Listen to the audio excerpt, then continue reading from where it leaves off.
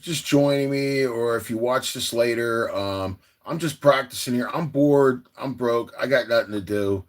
I figured I'd sit here for a little bit, live streaming. I can't use StreamYard and stuff like that because I have memory issues with my laptop. So, unfortunately, this is the best I can do with this generic setup I have here.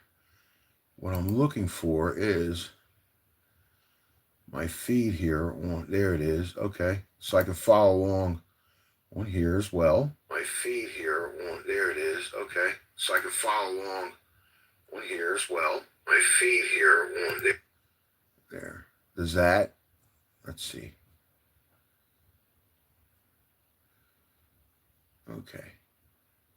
Yes, we don't need that. Okay. Let's go here. Let's look. Okay.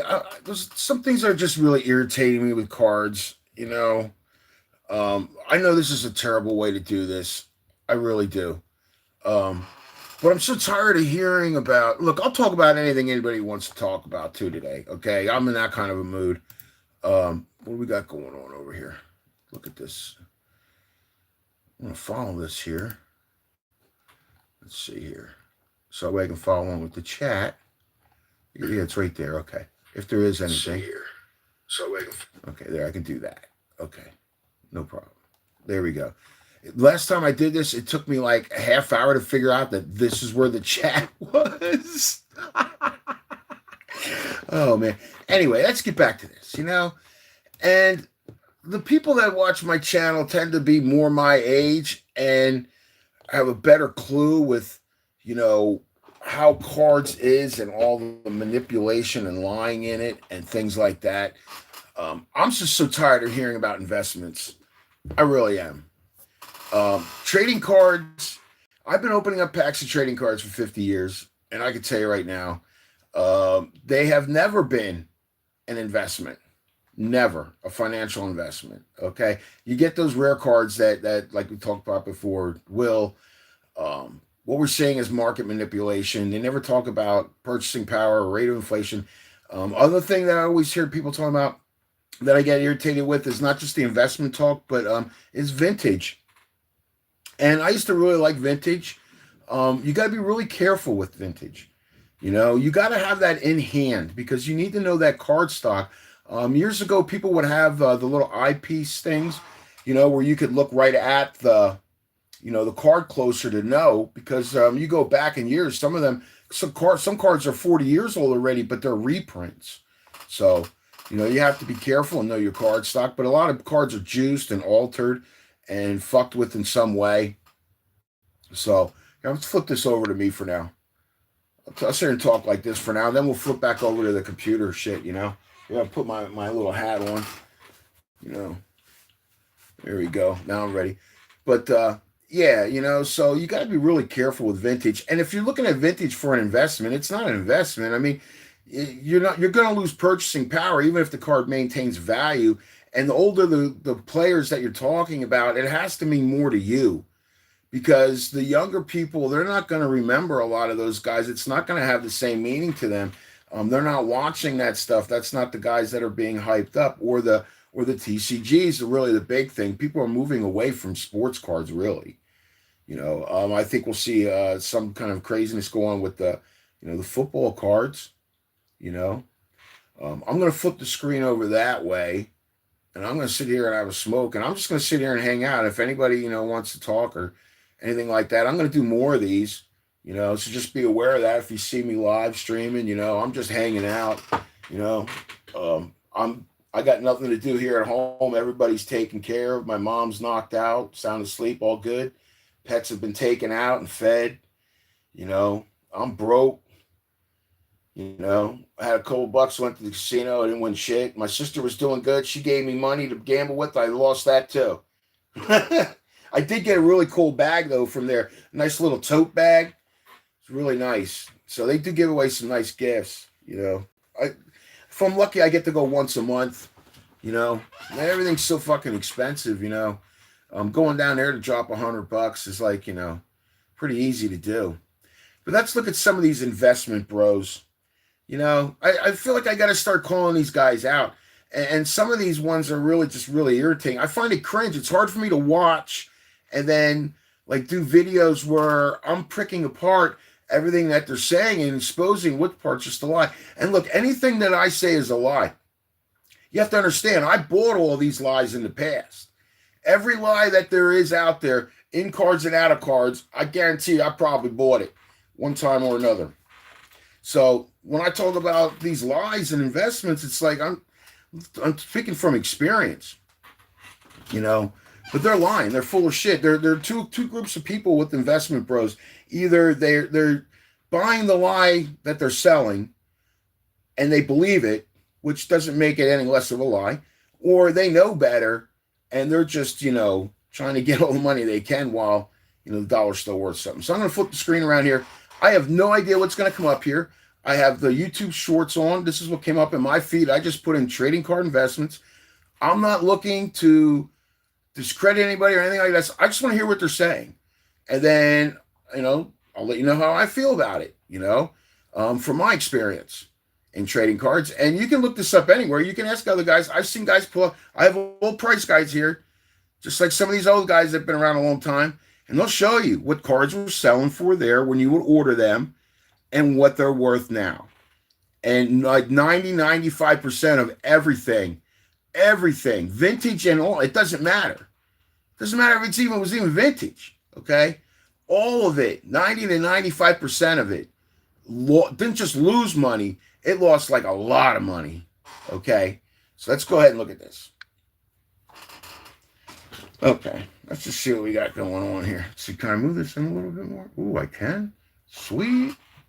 Alrighty, let's start with this guy here. This guy looks like a how to make money with cards you currently have. Don't just sell them to your card shop for like 50% off. 90s basketball, 1969 and below, but really 1959 and below is like the golden era. And then newer cards, ask yourself. He's telling you about print runs. He's right about that. Anything 1968 or below are much shorter print runs, and anything 1959 or below is going to have a whole lot more short prints, because it was just marketed differently. Let's go ahead and see what it's so far. That sounds pretty accurate. Can I double my money after sending it in for grading? How to make money with cards you currently have. Don't just sell. So that's it for that one. So he's trying to push the grading angle. And see, that's another thing, man. People need to stop trusting that process. The people that do most of that grading, not the elite cards, but most of the grading that, us average consumers would send in, that's a very low wage job and a high turnover job. So, I mean, I love a graded card too. I don't trust PSA anymore. I don't find the value in it anymore. Their fees and everything else gotten ridiculous. There was a time where it was really inexpensive, and it made the card look cooler. So, better eye appeal, you expect it to have a little more value, right? And it was preserved that way. But now it's gotten to a point where, I don't know, I feel like they're beating a dead horse, and they're getting a lot of shit graded that shouldn't be too, and questionable grades and grade manipulation. So let's go check out the next video here, okay? What's the best Pokemon card to invest in right now? I would say any Mega cards before the new game comes out. They're very limited. She had to think about that for a second, right? Investment, what do I want to sell? Yeah. Okay, none of it. That's the honest answer. None of it's a good investment, bro. What do you like? What are you looking for? New Pokemon game? Yeah, Legends ZA. Okay. They're reintroducing Mega Pokemon. What's the best Pokemon card to... Okay, let's check out the next one. Don't buy slabs. Buy sealed instead. Don't worry, I'll show you why. Slabs like these, or these, or these, or even all of these might look like good investments, but That's the problem, isn't it? It's not an investment. It only looks like an investment because they're calling it an investment, okay? It doesn't look like an investment to me. It looks like a Ken Golden setup from my experience. Yeah, and of course, they got to show some skin, if you're going to sell. That's a conservative look now, but we got to have the British accent and the chick, and she got the two boxes back here. Like this stuff's going up in value, like it's the crown jewels or something. Next. What's the best card to invest in right now? Right now. Oh god. Okay, exactly what. Notice how they all fucking hesitate.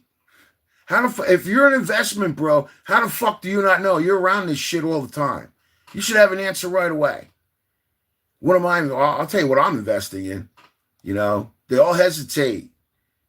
Let's see what else he's got to say. What I just bought. So you personally invested in this card? I just bought 10 of them right now. But that's my... His idea of investment is he plans on selling them right a fucking way. He just bought 10 of them. He's not, investment is, what is he going to hold on for how long? There goes my dog. He's flipping out on something. I don't know what. Let's go ahead and check this out. Modern. It's okay. I'm investing for the future. What's the worst card to invest in? In the future.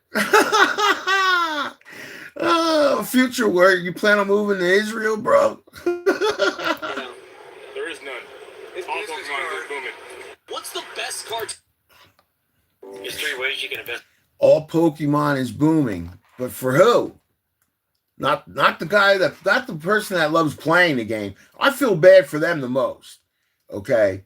Because even people like me that are a casual collector are kind of like, you know, making their little private space they all had a little more difficult, more in demand.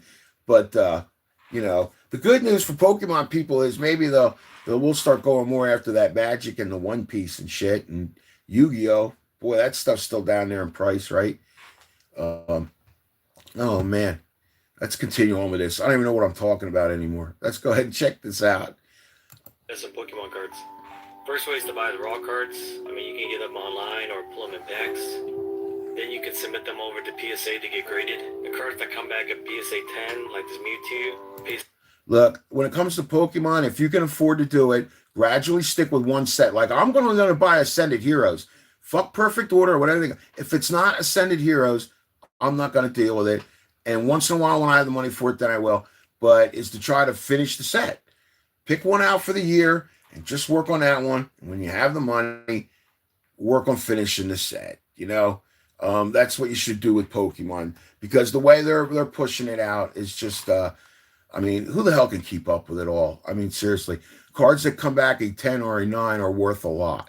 Says who? You know, says who? Why? Why does this company have any credibility with all the shenanigans and shit they've done that's just should blow their credibility over the years? And they don't pay a livable fucking wage. That's that in a nutshell right there in this country right now.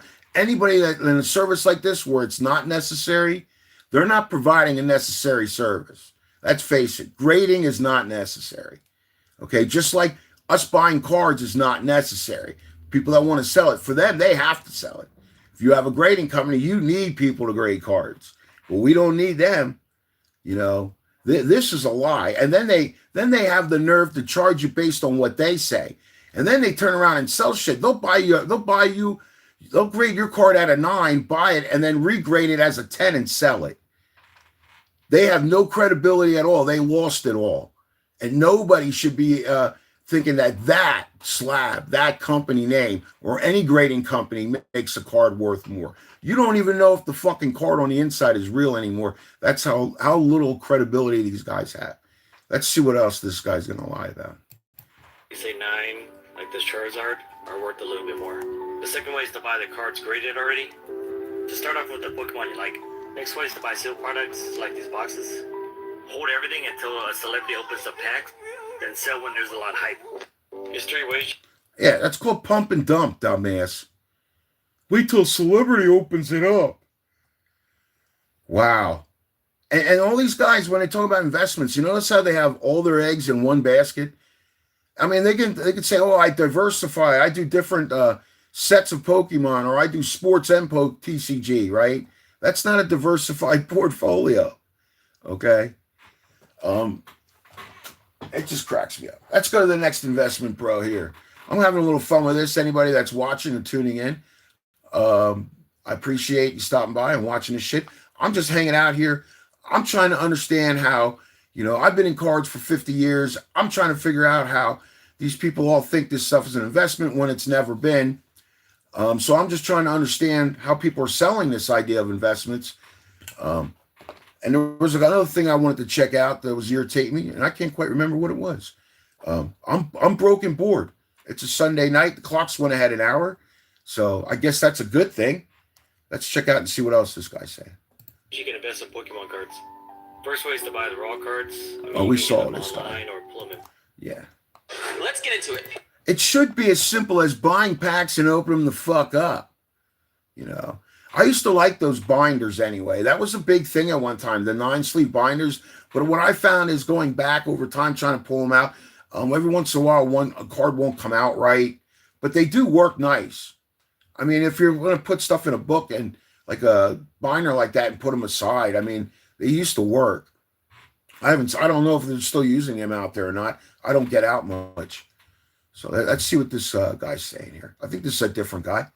For football, the best card I've seen to buy to make money on that sells really easy, that's not too hard to find at all, is a Prism Blue Ice number to 99 PSA 10 of a quarterback. February, March, these are the best times to buy it and sell it. In July, August, around then. Just to give you an example, in January of 2023, a Blue Ice Prism PSA 10 Jordan Love was about $900, already graded. Come August 2023, the same exact card was $1,500. Let's get into it. So I wonder how many years went by with that. It was $1,500 then. Yeah. I could see if you're flipping in cards, flippers they're doing quick fucking exchanges, so they have a greater chance of staying above purchasing power and rate of inflation for the U.S. dollar. But long-term investing, cards has never been. I mean, and you could do all your research you want on this and check this with other long-term collectors. They've never been an investment. You know, good long-term investment at all. And if you want to diversify, you know, then you don't want to have all just different kinds of cards, you know.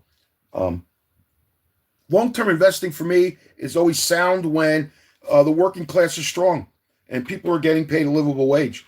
And we don't have that in this country right now. So that's why I don't believe in long-term investing right now. I bought about $7 worth of stocks about a year ago, right?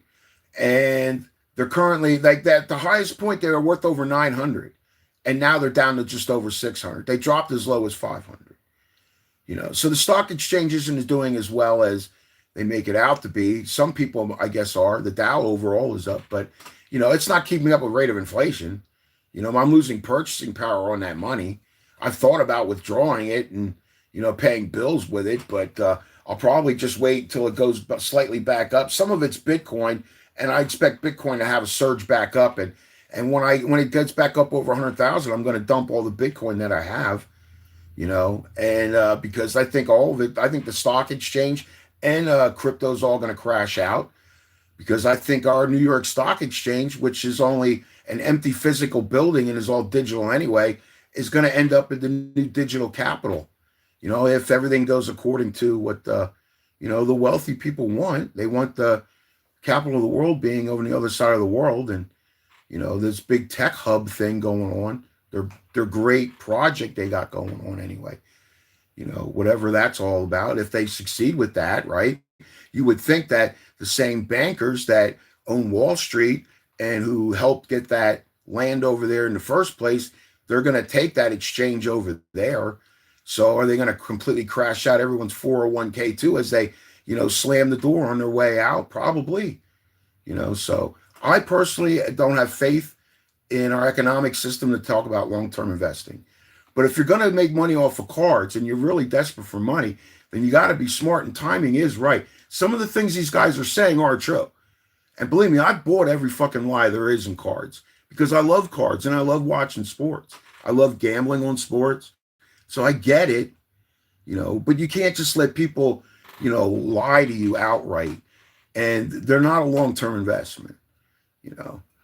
But flipping, I could see how with the right timing, you know, as irritating as it is seeing those, you know, scalpers in line there and what they're doing, you know, it's not going to last, but they are definitely, if anything, they have a very greater, breakers are definitely making money. We know that. Okay. When Backyard Breaks buys, you know, just under $10 million in product from Fanatics, and they can project that revenue over 270 million, You know, and then have enough nerve to not give away that Trevor Lawrence years ago. Think about that. They're making hundreds of millions of dollars a year, and they couldn't give away, what, a $30,000 card at the time? Please, man. What a bunch of bullshit. But they're breakers, the gambling part of it, they're doing what, like 30x on a case? They're 30 times what they're paying for product. So I mean, they're making the profit there. That's where it's all going. You know, like that's how you make money in cards now. Jeff Wilson keeps trying to find ways to make cards. I saw his video about Cards HQ. Maybe I'll pull it up here later, right? About Cards HQ. And he has all these people in there, and he's acting like they're all there as customers. But really, they're all there because he's trying to act like he's porn stars with the camera rolling and people trading stuff for store credit. They're all there to fucking sell. They're all there to sell. Some of them got fake shit. Some of them got junk. They don't know they think it's worth something.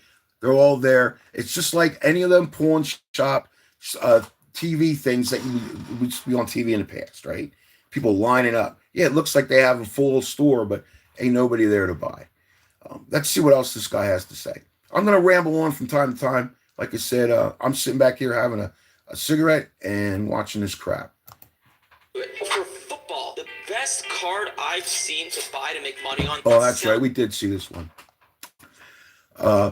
Yeah, I don't know. I think people are turning away from sports cards.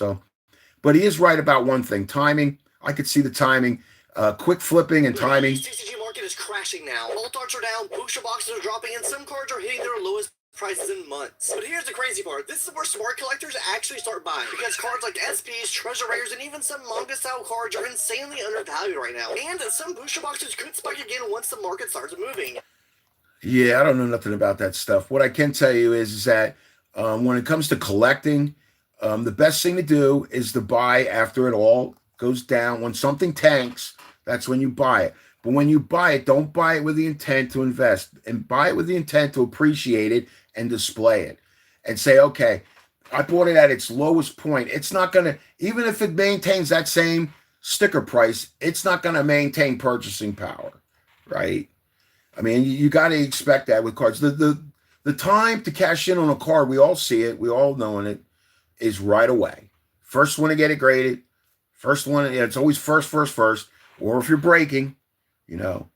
But if you're, you know, a simpleton like myself who likes to actually, I don't know, open up the packs, I like to see what's in them. You know, I was the kid that loved Christmas night, like ripping open the stuff more than I actually did the stuff I got. So, and I like the colors I got, you know. But, you know,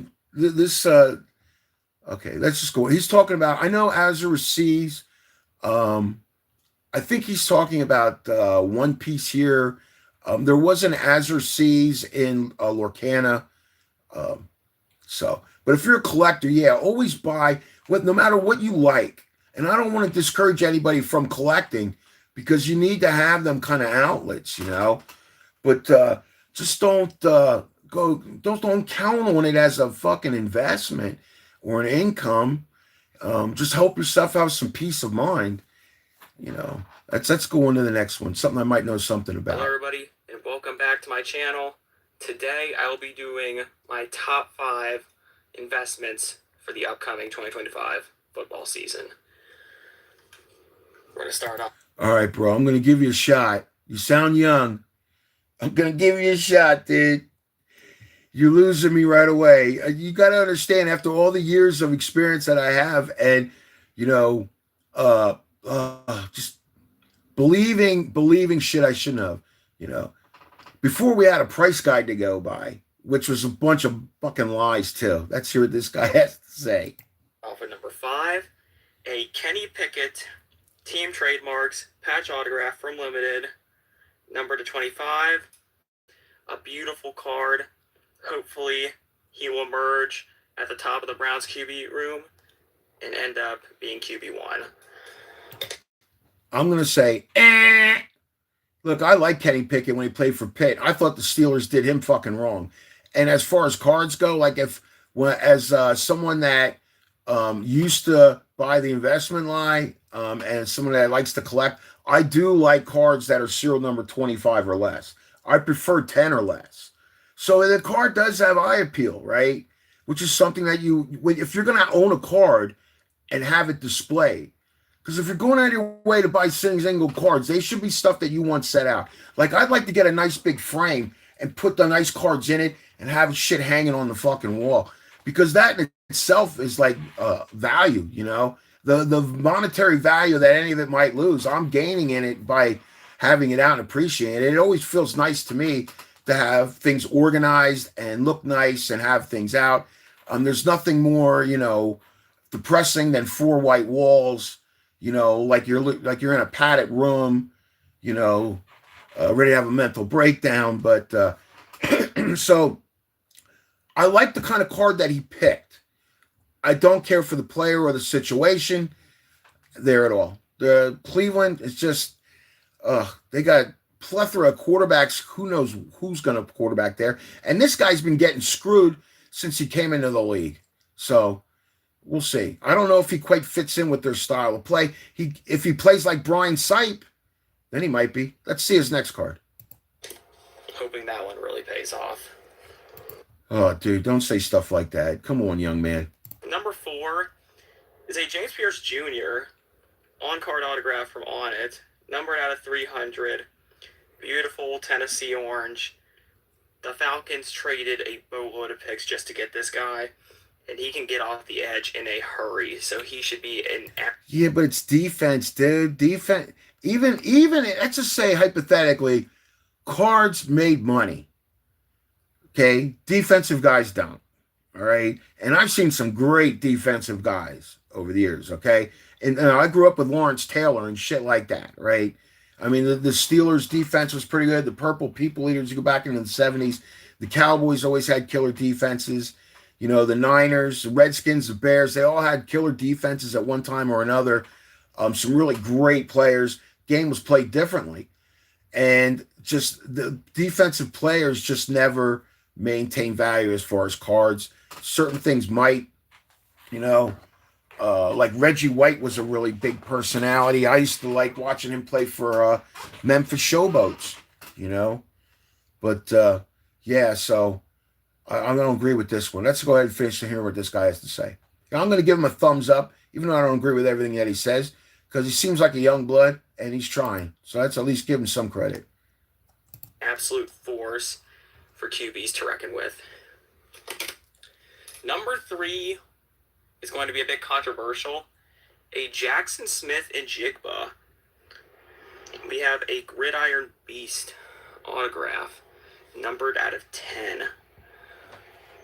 I know a lot of people say this will be JSN's breakout year, and I genuinely hope for it. Means this card, I paid a good amount for this card.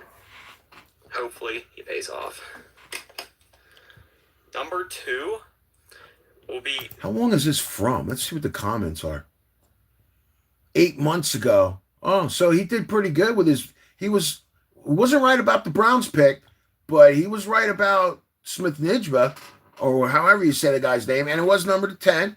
So I don't know how well he did on his return on his card. I didn't think I had a great eye appeal, but gotta give credit where credit's due, right?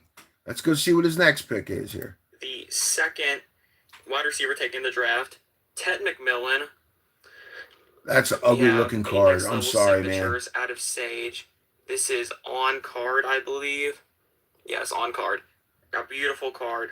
I don't think that guy signed that fucking card, man. Look how that shit's signed, man. That's signed like an old white lady signed that shit. Lasers in the background out of Sage. Hopefully the Panthers can do something with this guy. And at number 1 is the second QB taken in the draft, a Jackson Dart autograph out of 7 card draw from Wild Card, numbered out of 7. The only downside about that card is that it's from Wild Card, and they've been pumping that low end shit for a long time. That's actually probably one of the better hits probably out of that product, you know. It's not a bad looking card, you know. Like I said, I don't believe in cards as an investment. It's always proven not to be. But if you're going to do quick flips, you know, within a season, and you're looking for timing, if you don't want the card like this to be displayed as a rare art piece, right? And you're looking to make money off it, then you don't want to just sit there and hold on to it and wait. Because even if he has a long season, a long career, You know, it's going to have peaks and valleys, ups and downs, and you're going to lose purchasing power overall. And you can't have trust and faith right now in the U.S. dollar or the economy that we live in. So, I mean, you know, definitely the guy knows his sports and he understands limited. So, Beautiful card. I am genuinely hoping for the best. I now pay 25 for that. I paid a lot more for that. I don't know how that came out there. It's a beauty. I hope this guy emerges at the top of the QB room at the end of the year, but I still want to see Russell Wilson and J-Mo do something. So there we go. Please let me know in the comments what your biggest investments are for next year.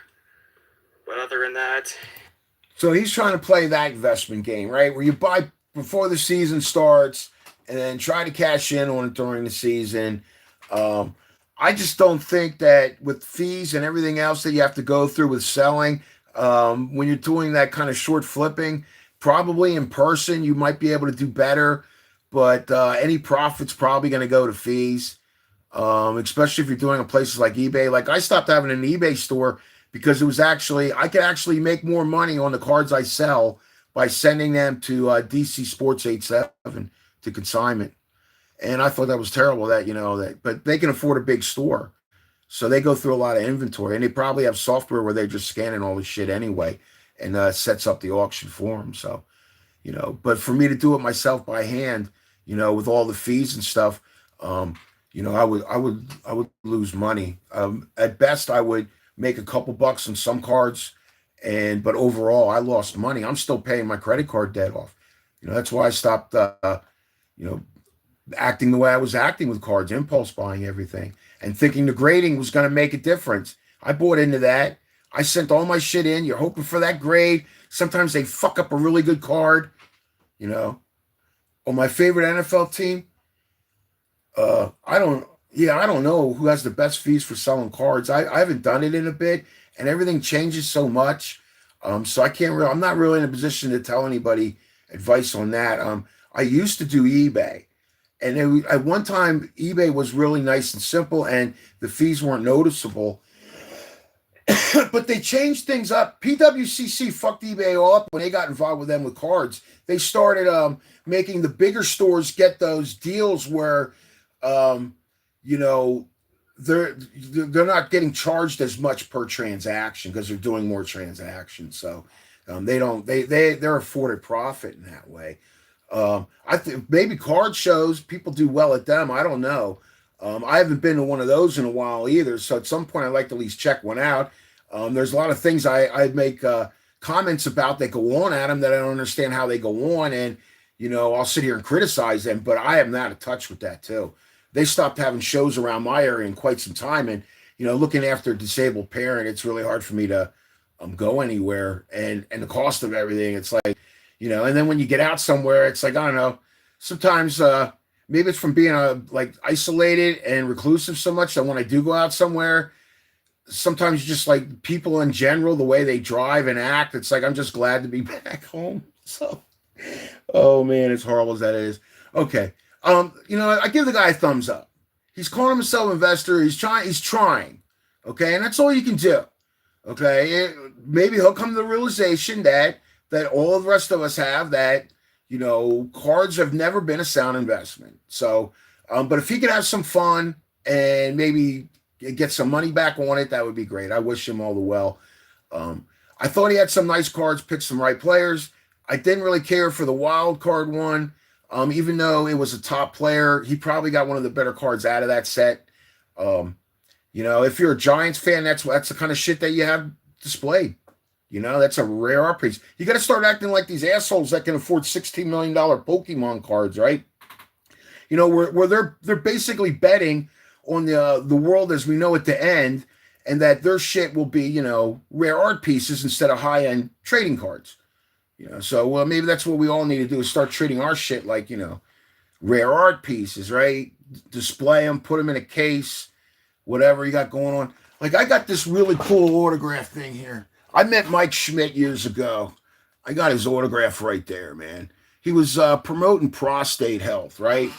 I want to put that in something maybe go to like, get a nice little picture frame, put it in there. I want that saved on something because I met the guy. He was a really nice guy. So it's like I know that it's real and it means something because I met him.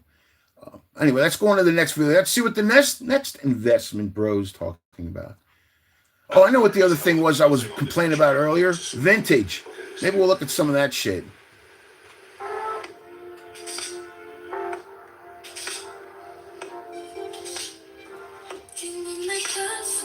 All right, I don't want to get copyright claims on that dumb shit. What do we got going on over here? My favorite, oh yeah, that's right. Let me finish answering that question. Sorry. My favorite NFL team when I was growing up was the Pittsburgh Steelers. Okay, I lived in a town, I was out in the countryside called Gibraltar, and I played for a team called the Birdsboro Steelers. So I like the Steelers. This was the mid-'70s. It was the year I started liking them was the year they won their first Super Bowl. And guys like Jack Ham would go to the Boscov's warehouse and do shopping around the area that I lived in. So, and like he was very personable guy. Like you could walk up to him and say hello to him and talk to him. I have his autograph around here somewhere too, from when I was a kid. But when you looked at these guys, when you met them in person, like they just dressed like regular people, and they weren't oversized like these guys are today. It's like they didn't look like a professional athlete. You wouldn't know unless you recognize them without their uniform. So they were always like around, circulating among the general public, not like today where everybody's pretty recognizable and they're making so much money. People are naturally attracted to them. Everybody wants their autograph and all that shit. But Jack Ham was a really nice guy. I could say that. But the Steelers were one of my favorite teams. I always was a fan of John Madden. He used to crack me up. I remember the Holy Roller and the announcer saying, talking about John Madden, the referee talking about getting your fat butt off the field, and the San Diego Chicken. So I used to like the Raiders in a way. I was never a fan of the Broncos or the Cowboys. I always thought Roger Staubach was a really good guy, and they're a good team to watch. But I always liked them, the Cowboys, being good. And the one thing I miss about the Dallas Cowboys is the Landry Shuffle. I don't think they should ever drop that. Where the lineman stands up before they go into a 3-point stance. I miss that. I think that was a staple of the Dallas Cowboys, just like their cheerleaders, and it'd be nice to see them bring that back. The linemen bring back the Landry Shuffle. Plus that goes back to a day when the coaches wore suits on the side. I'm not going to play this guy's stuff here because I don't know what all he's got going on. Why is investing in Pokemon cards seem to be what everyone is currently doing? It's because these little pieces of cardboard are currently crushing the stock market right now. If you look at the data over the past 20 years, the S&P 500 is currently up 421%, which gives it a very respectable rate of return of 8.79% per year. However, compared to the world of collectibles, these are rookie numbers because if you look at baseball cards is currently up 716%, basketball cards is currently up 1,174%, and football cards, this is American football, is currently up 1,290%, which is a rate of return of 14.22. I'm not going to go into detail about this. I know who this guy is. I don't know him personally, but I've watched his shit. This is Twice Baked Jake. And if you think that this look right here means that he knows what the fuck he's talking about, you got to be baked. Matter of fact, I'm going to take it. I got my own little medical sitting here. I'm going to go ahead and take a hit because after hearing that fucking horse shit lie, these numbers right here, every one of these numbers right here is a fucking lie. Okay? Just like this one here too. Because I know how to do math. And I know what he's talking about. I'm just not here to run an economics class. Let's go ahead, Jakey. Let's see what kind of fucking bullshit you're saying now. 2% year over year. Where does Pokemon cards land in all of this? Well, Pokemon cards is currently up 3,261%. Pokemon cards is currently on a league of its own. Good thing the U.S. dollars, hold in value, right? Are we talking Confederate dollars? Can I buy that with Monopoly money? Because that's pretty much what the U.S. dollars were. We're on petrodollars, bro. Okay, we're fighting over the world's oil because our whole fucking our whole life depends on it, right? That's what's left of the dollar is forcing people to spend it. That's it. Okay? And this guy's talking about 20-year averages, bro. Oh man. Dude, here's the thing. Go back to 1980s, right? When I came out of high school, people were getting paid piece rates still around here, 12, 13 bucks an hour, when minimum wage was under $5 an hour. And with piece rate, they got that extra money, so they were making equivalent to $40 an hour. Okay? Now they're making what? Around here, I don't know where they're making where you live, but around here the average pay is like $15 to $18 an hour. Okay? That's not $40 an hour money. Okay? So this all right here is just this is manipulation right here. This guy's taking advantage of his look and his nice guy personality, and preying on the fact that we live in a poorly educated fucking society. Okay, let's go ahead, Jakey. And I watch his shit sometimes because, he does Pokemon, and I don't know dick about Pokemon, but I like opening it up. So here we go. I'm part of the problem. So let's go ahead. 20-year average rate of return of 21.42% year over year. This is 2.5 times better than the S&P 500. Will Pokemon cards continue to outpace the stock market, or was this just a 20-year fluke? Why is investing in Pokemon cards seem to be what everyone is? I don't know. Why is some douchebag talking about the S&P and not talking about, Why is investing in? Is vintage I'm not even overhyped gonna as get an into it. investment? Yes Here we and go. no. There is a lot of hype. Here's the guy. Jeff Wilson. Yeah, this you know what I like about this guy? This is one of those guys that buys the lies. He'll buy any lie someone like Ken Golden will fucking sell. And he wants it to be true, and then he always finds out the hard way that it's a fucking lie. Just like his little app, his little investment app, you don't hear nothing about that no more. That's how great that fucking app was, right? Now, Ken Golden knows better, okay? He grew up in marketing, and he got started. Ken Golden got started by digging credit card numbers out of people's trash cans, okay? He got busted charged with fraud, for trying to rack up fucking charges with other people's credit card numbers. And a year later, I'm guessing with family money, he opened up a multi-million-dollar business scoreboard, and started all kinds of fraud with that. So, I mean, that's the difference. That guy knows what he's saying is a lie, and this guy buys the lie and then tries to sell that lie, right? So let's go ahead and see what Jeff has to say. Around vintage right now, and I think what's happened is over the last couple of years, many people got burned on ultra modern cards. The junk slab era, and all these, and seen prices fall, so they've shifted to vintage because they have this perception that vintage is very safe and very rare. It's a stable stock. Yeah, and there's maybe been a little too much pursuit of vintage and hype around vintage at the moment. As I mentioned, not all of these cards are really as rare as they seem on face value. There's actually quite a large supply of many of these vintage cards, especially in lower grade. And it's the lower grade ones, and especially... That's because we have fun with our cards. When I was young, my parents' age group, they put all those Mickey Mantles and shit in their fucking bike spokes. They used them to make sounds on their bicycle wheels. Okay? We played with shit. That's why none of that shit should look right.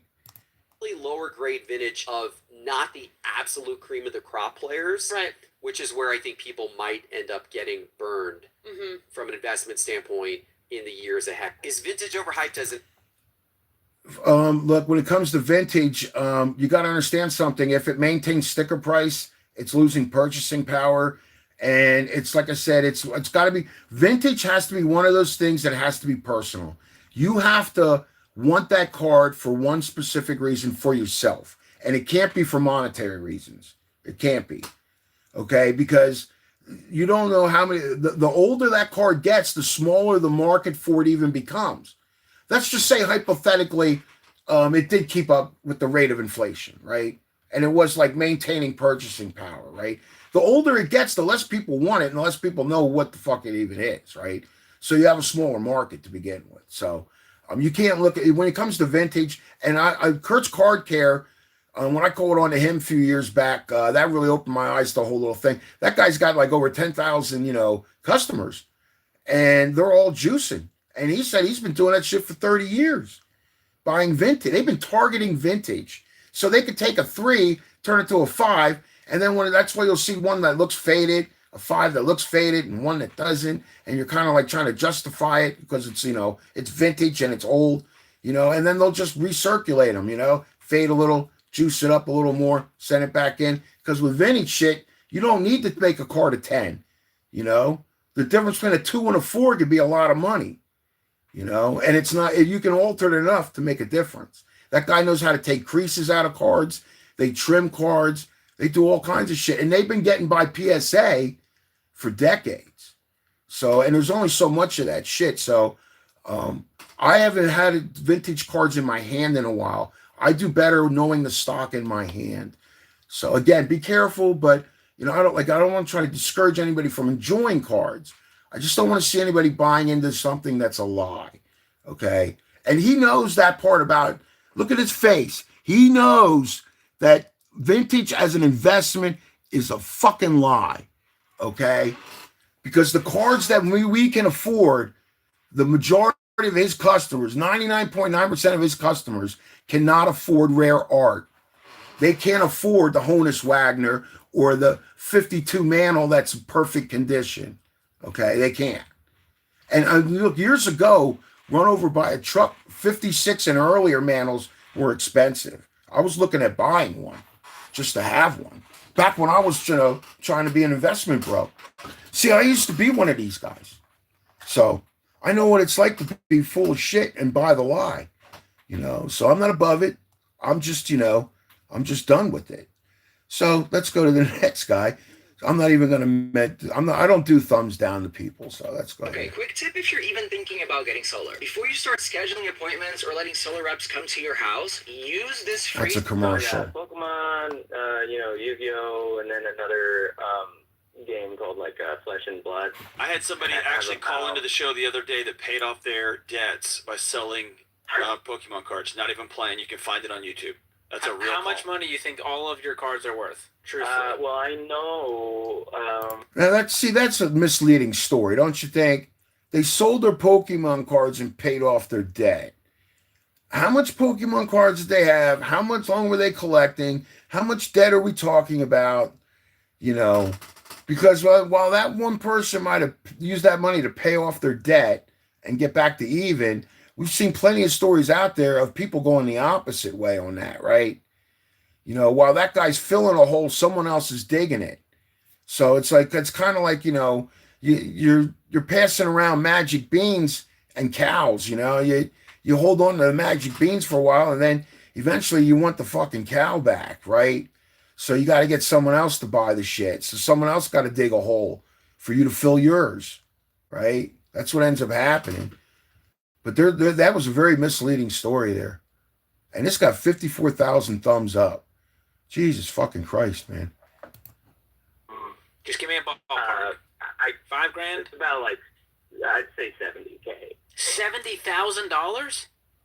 Yeah. Okay. I know the market's a little rough right now, but it's about 70K. I'm breaking the equipment here. I'm so excited, Mikey. Listen, Do you understand that your math equation just changed? You have 7,000 in Robinhood, you have 70,000 in trading cards, and you have 40,000 in debt. Let's go back to third grade math. Oh, Jesus. I'm sorry, but I got to go past this here. That guy's got 7,000. So he's going to lose money on the stock market because we all know that, the Rothschilds are going to go to their new capital city when they're done, destroying this country. So anything in there is probably going to be gone. Everyone's 401k is going to be fucking worthless. Let's see. What else did he have? Oh, he had $70,000 in trading cards. Is that based on an app? How do you know? Is that what you spent on it? Is that what you personally value it on? Is that been appraised at that? Is that after fees? Is that because the more shit that you have, the more time it's going to go into selling that shit. Are you going to sell it all at once? Or are you going to sit there and put all the man hours in selling it individually? Or are you going to send it all into consignment and let someone else do it and pay those fees as well? So there's a lot of question marks going on there, but this guy definitely doesn't have his priorities straight. I mean, seriously. So I can't imagine spending that kind of money on cards, I don't think I've ever spent that much money altogether on cards all the years. Maybe, but you got to remember, most of my life, cards were really cheap. So You're about to be father of twins, twin baby girls. If I'm you, I'm like, well, my world just changed. I'm no longer in the trading card business. I'm in the dad business. So I got Pokemon, Yu-Gi-Oh, and then another game called like Flesh and Blood. yeah, okay, all righty. The sad part is that there's a lot of good people out there who are getting swindled, and they're trying to make ends meet. They're young, and they're trying. They're trying to find a way in this world and the way things are to do something that profits, right? And they're buying this lie, and they're putting everything into it, banking on it, saying to themselves, and look, I used to do this shit too because we used to get lied to with price guides. Okay, price guides, Beckett, they were lying the same way. Okay, you think you got something here, man? It's like, oh, that's the card to get. This is the hot card. This is the one. This is worth that much. No, it's not, because even at that time, at best, it was like a pawn shop if somebody would buy your cards. And most card dealers at that time, they were not interested in buying. They wanted to sell only. You go back in a couple decades, it was more of a, it wasn't like it is today with all the trading and the wheeling and dealing at the card tables. It was primarily, they're selling, here's what it costs, you're buying or not. That was pretty much it, right? So, kind of rambling on there a little bit, but it was just different, yeah, I lost track of what I was saying there because I started thinking about something else looking at this 151. I don't know what all the hype was about this. I never got to open any of it up. So, but the investment shit, that's what got me started on that. So I got nothing to do, fellas. So anybody that stops in here and watches or pays attention, I'm just going to be hanging out. Matter of fact, I'm going to go get myself a bottle of water. And when I come back, then we'll continue on looking on YouTube. Give me about 2 minutes because my mouth is a little dry and I need to go downstairs and grab a water. It won't take me long at all.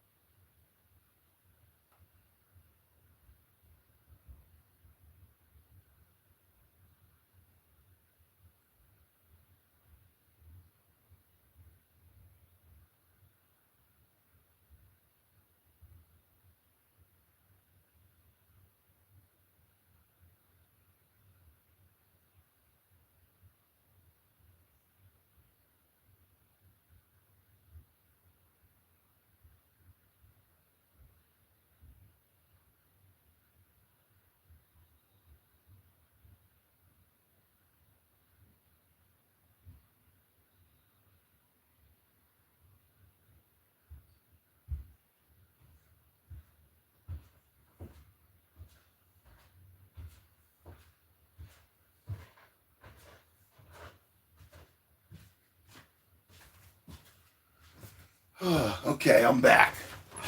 I made it back. Alrighty. Needed this.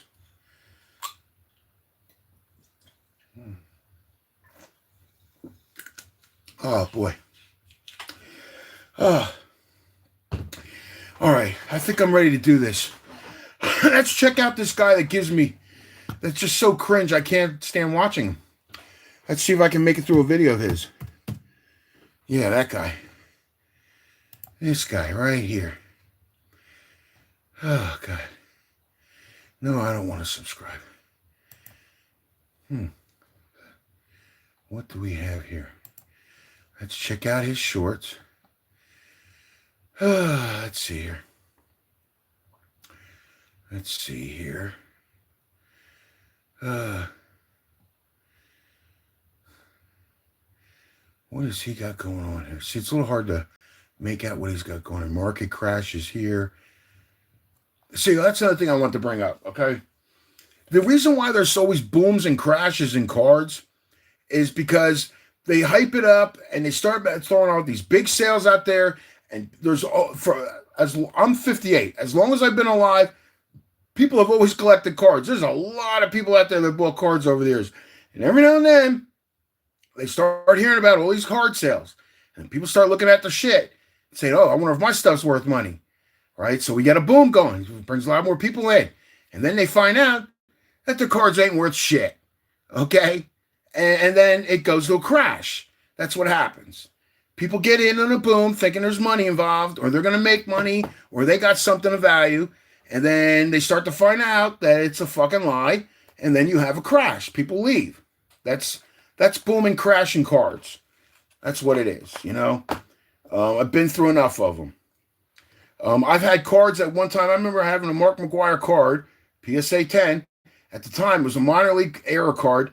Was selling for like $550. And I was like, oh, I'm going to hold on to that. You know, and then the whole Royd thing came out, you know, and then the card ended up selling for $50. And it wasn't a card that I liked. So it was like one of those investment trying to, you know, do. But like I said, I've been there, done that, done my share of dumb shit. So, but some of these guys know better. You know, so let's just see one of these things that he's saying. The guy just bothers me. I don't know why. I have a hard time watching any of his videos. But, so a lot of people are still talking about this Paldea Evolved reprint. And I'm not here to tell you if we are or are not getting it or when it's coming. But you better believe one thing. All these guys, they're not going anywhere. Same with all these. Well, he could sit on them because if at some point he's going to either need those to start a fire or to wipe his ass, because that's about all they're going to be good for. Paldea and Fates too. Oh my God, some of this shit, it cracks me up because I remember opening it up when the shit was like under $100 a box. Like Paldea and Fates, I didn't think that was any good. So I'm somewhat familiar with the products, but some of the stuff that sells for this big money now in Pokemon, it's like, what the fuck, man? Just a couple of years ago, this shit was garbage. Nobody wanted it. And now you guys are hyping it up way high, way higher than it should be. And yeah, and then this guy said, if this guy wanted to, he could literally take AI. We have, with the artificial intelligence that we have now, you could literally make it look like you have a stockpile of fucking cards, of Pokemon boxes, and not even buy them. It'd be cheaper for you to spend money on the fucking AI and pretend you own them and just lie to fucking people. Okay, because he's not selling them, remember. You know, he's storing them up, boy. He got it all going, you know. He's got this shit right next to, you know, a year's supply of fucking Aunt Jemima or something, you know. He's got it down there. He's ready to go. It's in his lair, you know. Somebody's going to want all that in Paldea and Fates, you know, with all the shit that's already been out and all the shit they're going to come out since. Well, if they do a reprint, I'll tell you what, my stuff's sitting right here. Oh, this guy. I want to call this guy, start calling this guy out more. I really do. Let's try to get through this. I got to start dealing with these cringe guys. So, you know, if I got to be a dick, I'm going to be a dick to someone that deserves it. So a lot of people are still talking about this. Let's see. But for anyone that's anywhere near my age, a little younger, a little older, what are you doing? What are you panicking about? Do you not think that the same thing that has always happened in the Pokemon market is... I'm panicking only because I don't have a decent tent picked out in a spot yet, dude. I'm not panicking over my fucking cards. It's going to continue to happen. The same thing that's always happened in the stock market is going to continue to happen. The same thing that's even always happened in the crypto markets is going to continue to happen. There's always going to be washouts. You're always going to have to separate the pretenders from the real ones. But eventually, he's a pretender. Okay, I know how to read body language, and his eyes and his lip movement and everything how he's carrying himself he's a pretender. He definitely is. He definitely is. Face don't lie, man. Here's a crazy thing, and I believe it. I don't know that it's true, but I have seen that it's accepted as true, and that is that if you take anything a person says and record it and play it in reverse, they cannot lie. And I would love to see what we all sound like playing in reverse. See how many people are really full of shit, right? This is why when the Beatles record was played in reverse, that it's the one says Paul is dead. And when you look at all the shit that's come true, all the theories that have turned out to have truth to it, it would it really be that crazy that Paul McCartney died in 1966 in a car accident? Probably not. It would be one of the least weird conspiracy stories that would be true, right? Okay, let's hear what the rest of this guy is saying. Every single highest peak is going to look like a discount. These are the times where the bears come out of the woodwork and like to get their I told you so's in. They like to sit out markets where they lost out in hundreds and hundreds of percent gains, thousands of percent gains in some cases. And then things drop 20, 30, 40%. And they like to come out and say, I told you so. What'd you tell me, Timmy? Of how you missed out on 160% because you didn't want to get in, and now things come down a little bit. You think you told someone so? Give me a break. He's not talking specifics at all. He's talking generalizations, and what he's talking about, again, if you're trying to buy on market manipulation with the pump and dumps and the dips and all that shit, that's not investing. That's market manipulation. And if you're in the fucking know, you know what peak point is the highest to sell at and when it's going to start to drop. And then as it starts dropping, people start panic selling. That's what happens. Then it makes it drop even more. Because it's all fucking hype. It's all fucking lie. At the end of the day, it's fucking cardboard. Okay? Of a fucking character. The shit used to say ages 6+. It's for children of all ages. Children of all ages. It's not supposed to be this following a fucking graph. And then if you're in the know with guys like Gary Vee and all that, anybody that starts coming out and pumping up, and like I said, they've already put out the warning on One Piece. We've already seen it with the Illinois college game. Right, hand out those cards and how they're already working on that one, but that they market manipulate. They start pumping up and hyping up, and everybody's saying, "Oh, this is the one to get, this is the set to get, this is the card to get," and it starts going up and up and up and up. But they already know price point to sell, but the general public doesn't.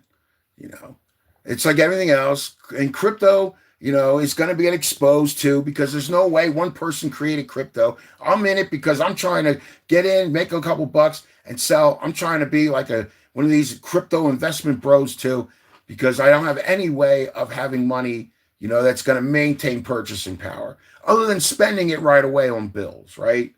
And little personal items. So I have a little bit in there, and hopefully I make a couple hundred on it, but it's not going to be like I'm going to get fucking rich off of it, But it's constantly up and down, and it's all market manipulation and speculation.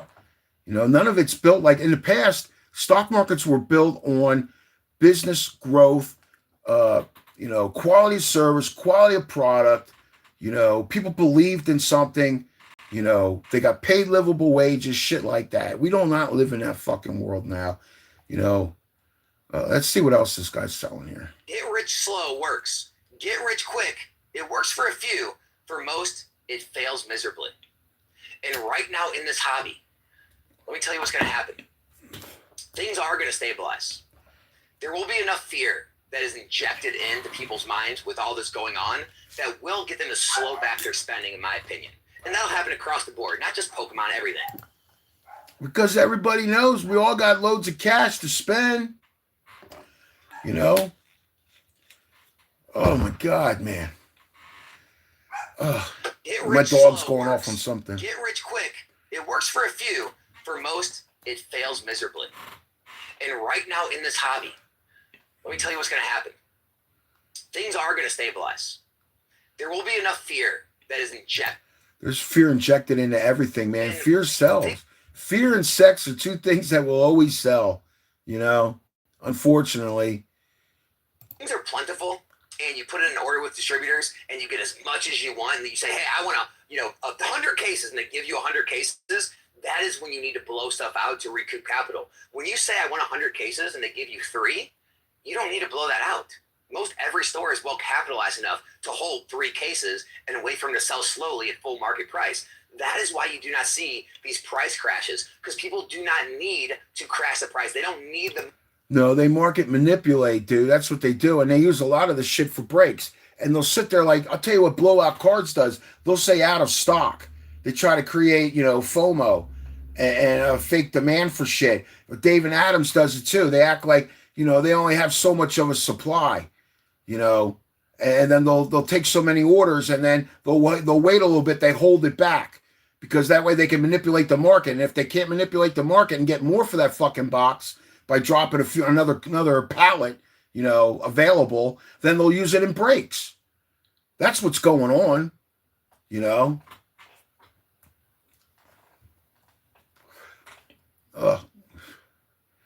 Yeah, because let's just go on to the next one.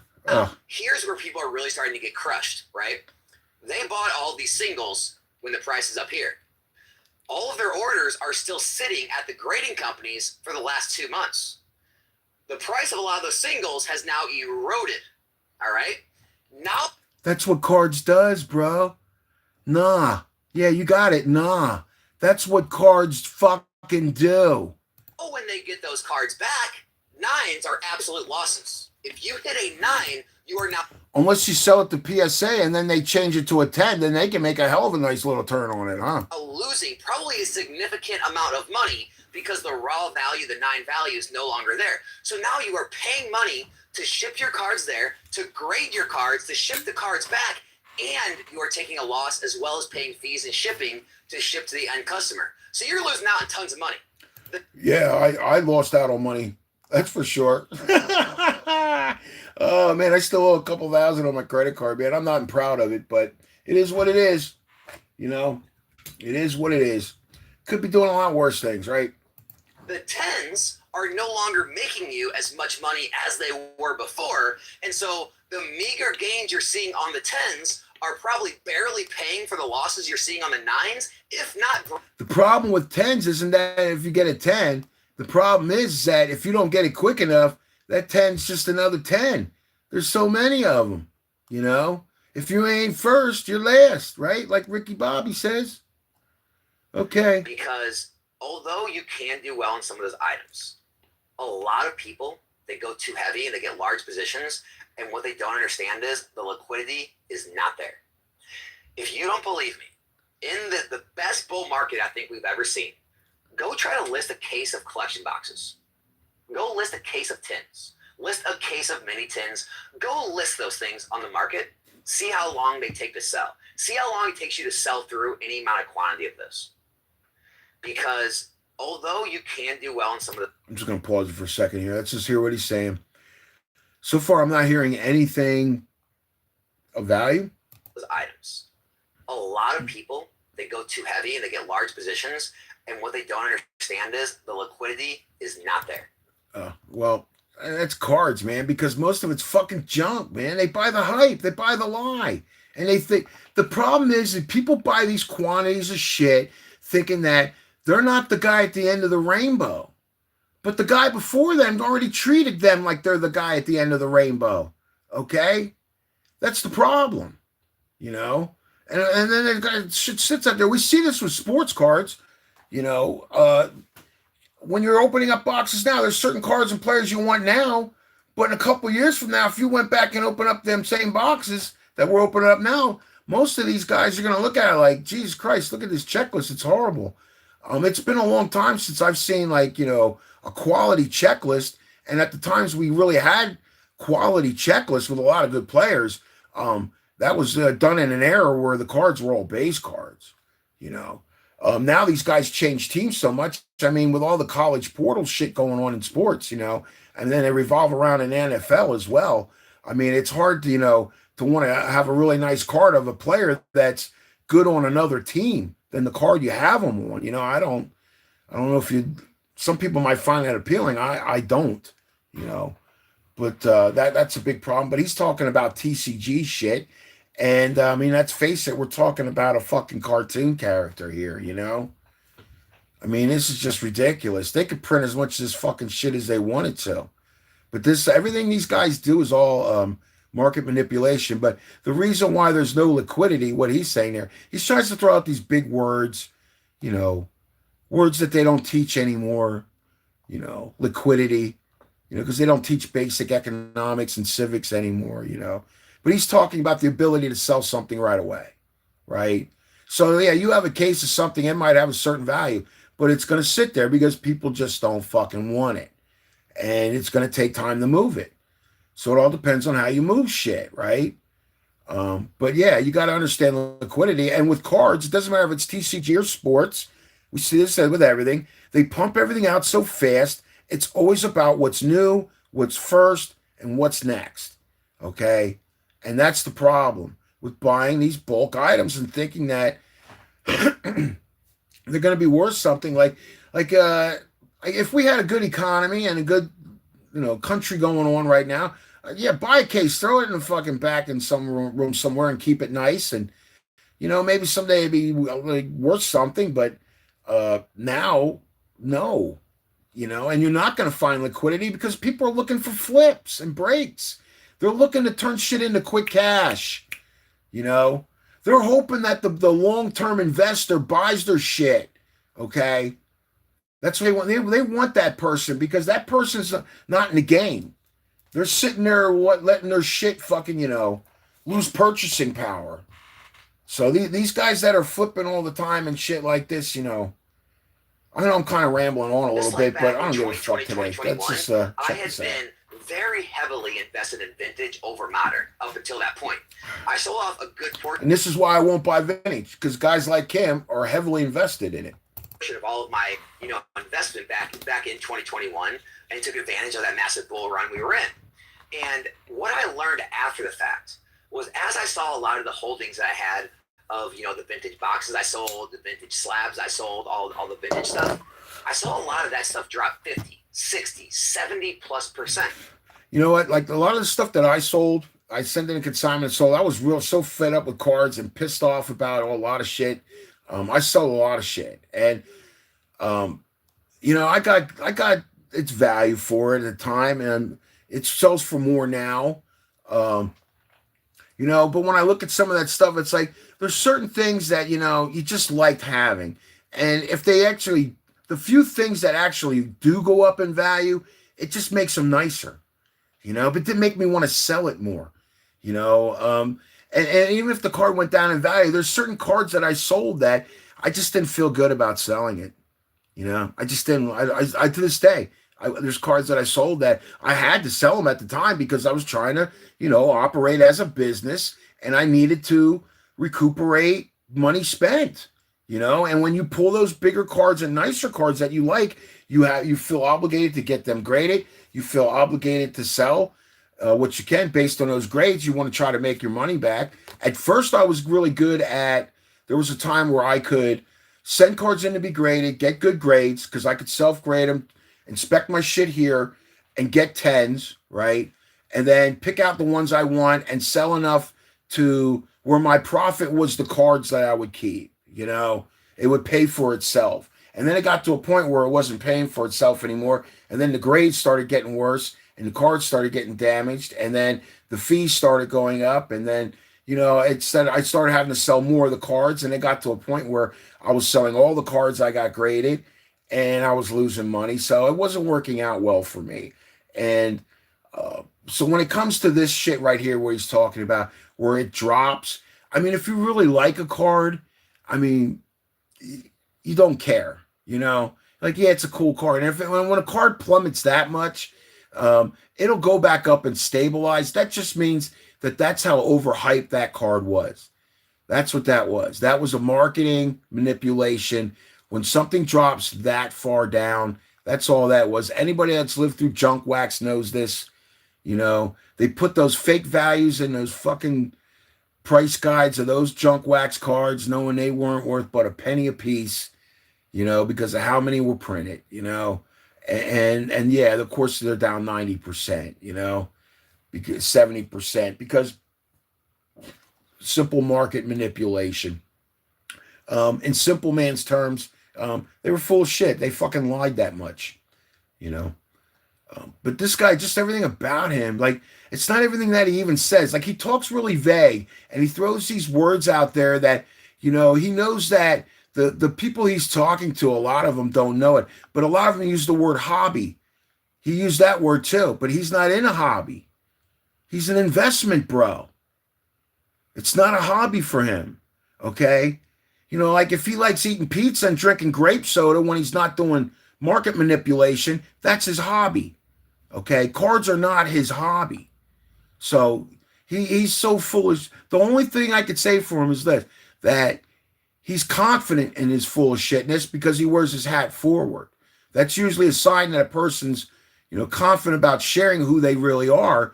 And he knows he's full of shit, and he just knows that this is the Ken Golden way of cards. This is cards.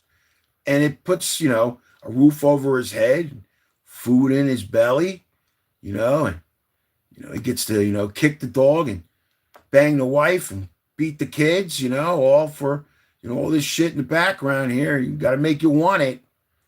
Like I said, he could AI that and make it look really cool, or make himself look like he has money.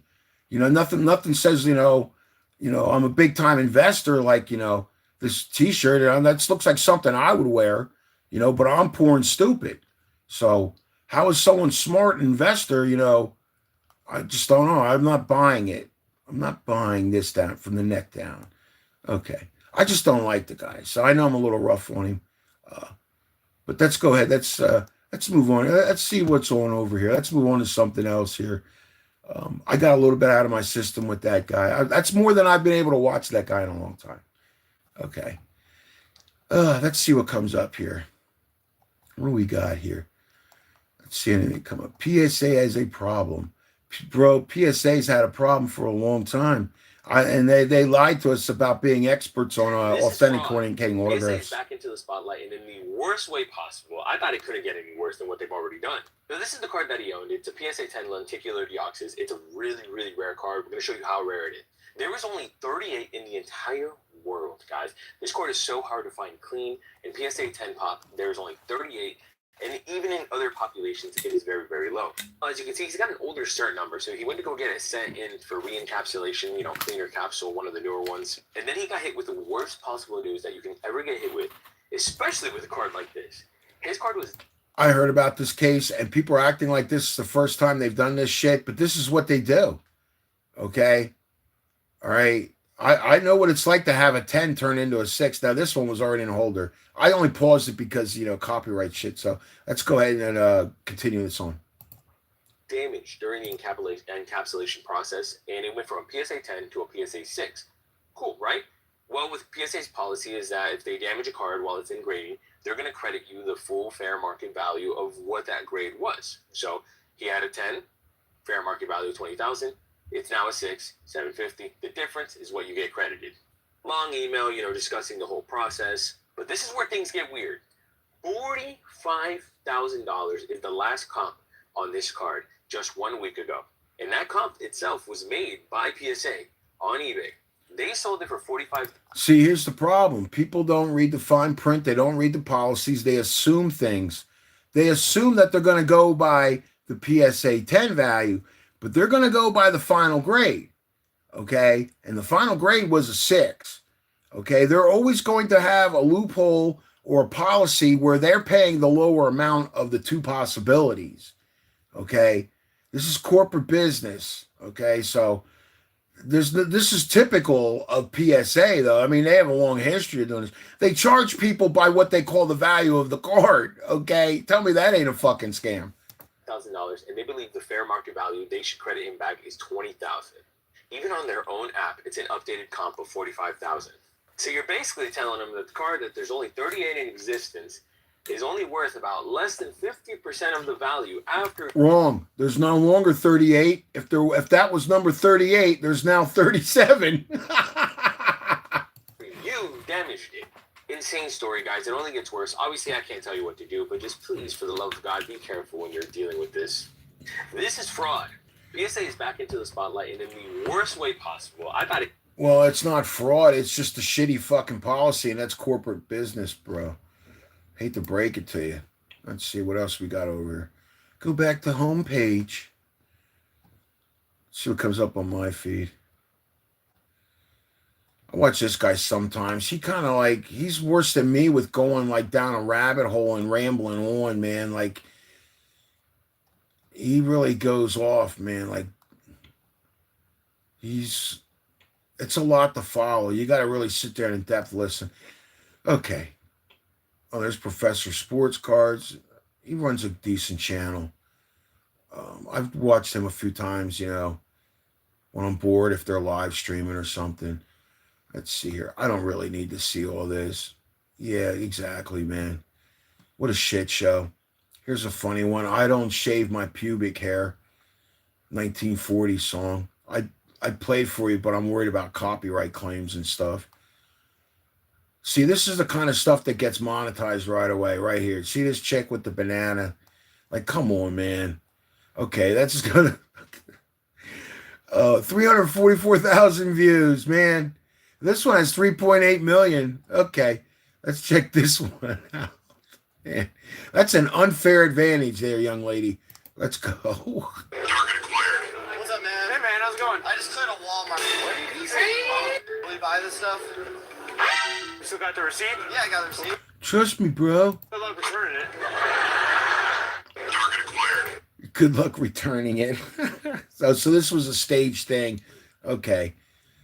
All right. So you found my secret channel? It looks kind of like they were setting up before a show started, right? And they're just doing this little skit. Okay. So you found my secret channel? The good thing about stuff like this is, like, you see these kind of numbers. Some people do really well with card stuff. Some people do. But overall, like, if you're just like me, that opens up a box once in a while, that itself isn't going to get you anywhere on YouTube. I have monetization goals because, like I said, I'm old and useless, and I don't want to end up in a tent. As much as I love camping out, So you found my secret channel. Not a lot of people end up here, so that's kind of cool. If you use this sound, hit the subscribe button. Oh, man. Do you guys come across this stuff if you're ever on YouTube with watching this kind of shit where if you use this sound, In terms of money, we have no money. In terms of money, yeah, we have no money. Yeah. And looking on that table, bro, you ain't got no money there either. we have no money. Yep, you have no money. You got magic beans, bro. You got something better than money. Watch. You got a whole table full of magic beans, dude. You don't need money. Why would you need the cow when you got beans? So, good morning, my people. Sorry, look a little rough. I just woke up not too long ago.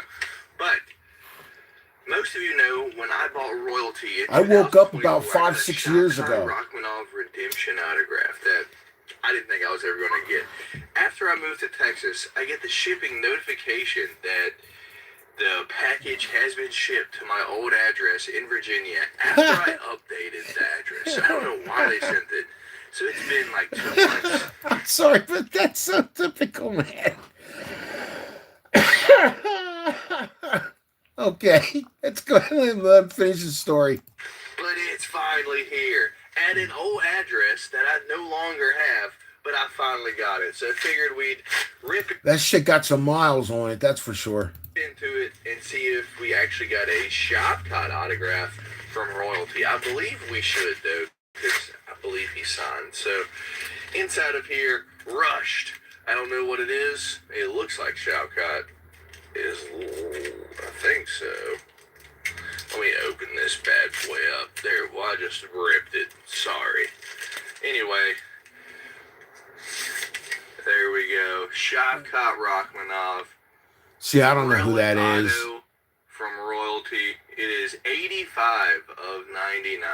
So 85 of 99. I'm sorry, dude, but that's not. Yeah, this is pretty bad. If you're whatever that is, that he must like that stuff. So, I mean, if he likes it, that's great. But 85 to 99, that's another card lie, man. Like I said years ago, they used to put on the card one of 30,000 or something stupid on it like that, and then they realized how dumb that looks, and then they broke it down into that.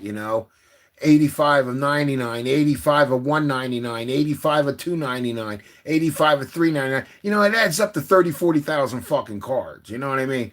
So that's why I like anything less than that's not at least 25 or lower. It's like it just doesn't interest me. It just looks like a lie on a card. They would have been better off just leaving it a fucking base card than putting a 99 on there, you know? It's like, damn, how many variations of them do you got? But look, if you like it and whatever, I don't know what he was dealing with. It might have been UFC or fighting of some kind, but it was clearly something I knew nothing about. Okay.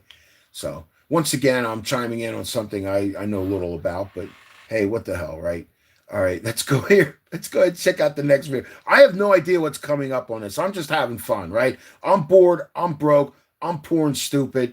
You know, I got my smokes here and my water and my bowl pack. Let's go see what the fuck what do they feed me today here on YouTube? Let's see. Yeah, this is pretty bad. We're probably looking at a whole tear off, maybe even new gutters too at this point. Before you start planning a whole rebuild, just give me 1 second. What are you doing? Googling shingles? No, roofingcalculator.com. Ooh, you don't want shingles, eh? That really sucks when you're old. I'm taking it this is a commercial.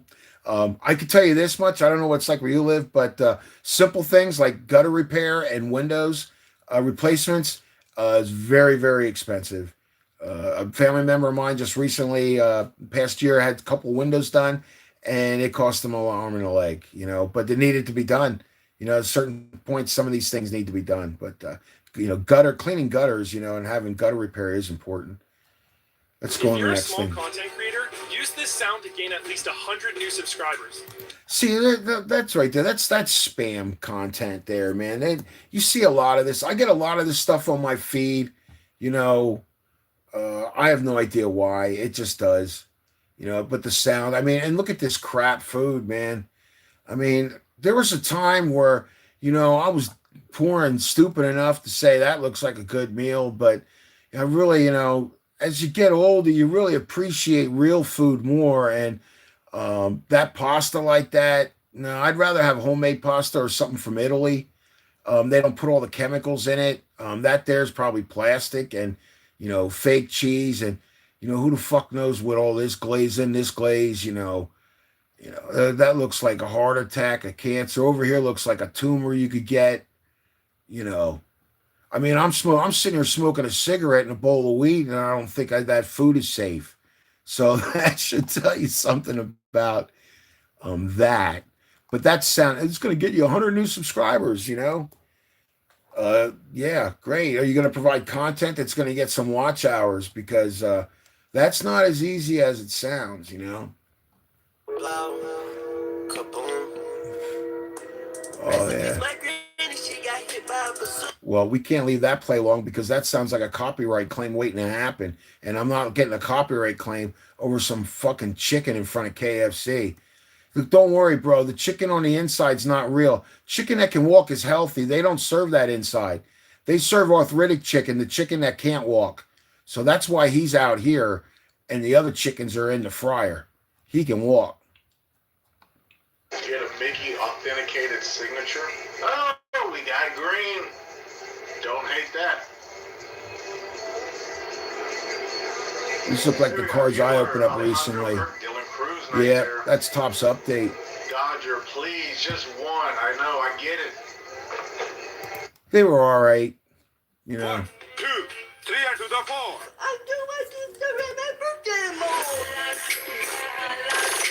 I don't even know what the hell I'm looking at there. You know, I'm an old man. That's a little confusing there. This audio just gives free view at this point. I don't know what that means. Tell them about the truck. What about it? It's paid off in 4 months. I started a 28-day trading challenge, $20.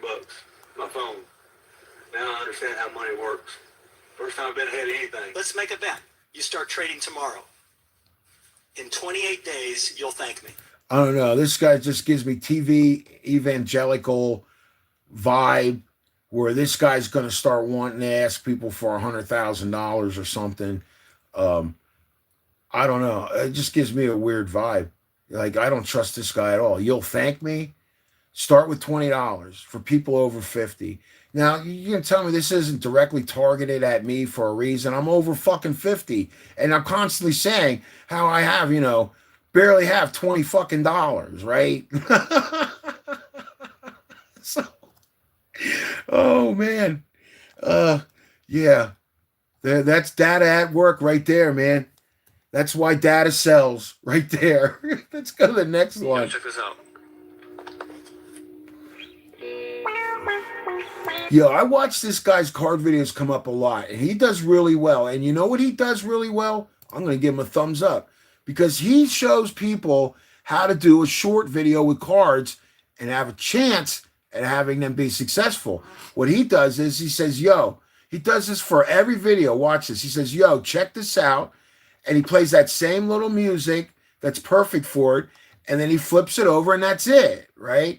But he holds people on enough to want to say, okay, let me check this out. What do you got, right? Yo, check this out. See that? See how it ended right away? You seen it? That's it. Done. Boom. But yo, check this out. It's enough to keep people interested, curious, right? It keeps them engaged. And that's why he's getting this kind of numbers right here. And he does it regularly with those cards, you know. And some of the cards I like that he does and some that I don't, you know. But he does that same way with all his videos and they all do really well. So there's an example of somebody doing card shorts. Hey, welcome back, everyone. Hey, I just opened up a 2026 Topps Look, I don't really care for the card too much. I know what the guy's saying, but I'm going to give him a thumbs up because I know how demoralizing it can feel to put a video up and then, you know, either nobody watches it or nobody likes it, right? Okay, so I'm going to give you a thumbs up just for moral support. Let's see what he does here. Mega Box.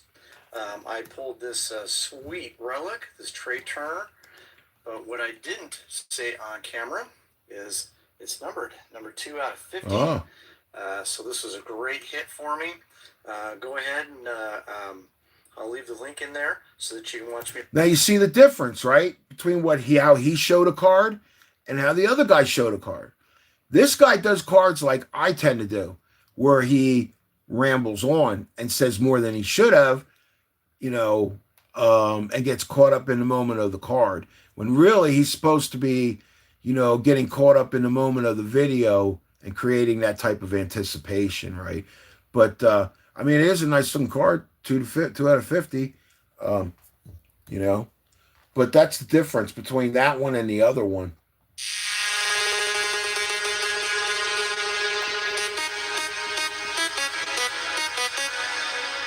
I used to ride horses when I was a kid. I do like being around horses, and so I do watch some horseback riding stuff. I like the outfits the girls wear, the women wear. Shouldn't say girls. I'm an older man now. Women wear, you know. I think they look hot, and I like watching horses. So let's check this out. Oh, that was it for that. Let's go to the next one. The chances of you seeing this YouTube short are super rare. There's over 100 million. See, he waited too long. Too long. He's always been the missing piece. We've gotten the names and documented 6 out of.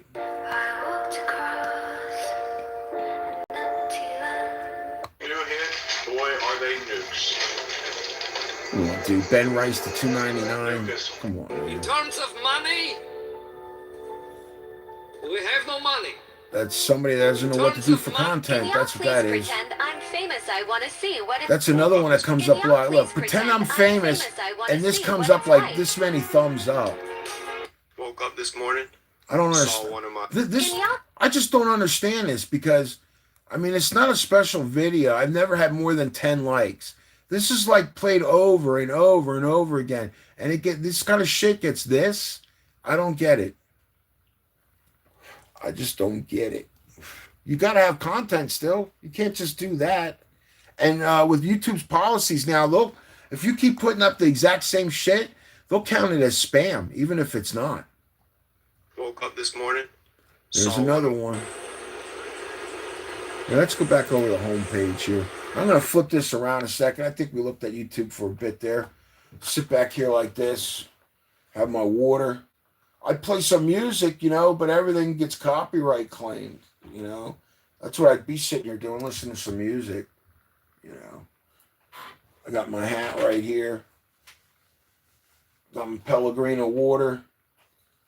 Just gonna sit here and hang out. You know, anybody that did stop by, I appreciate it. Let's see what we got going on over here. Right there.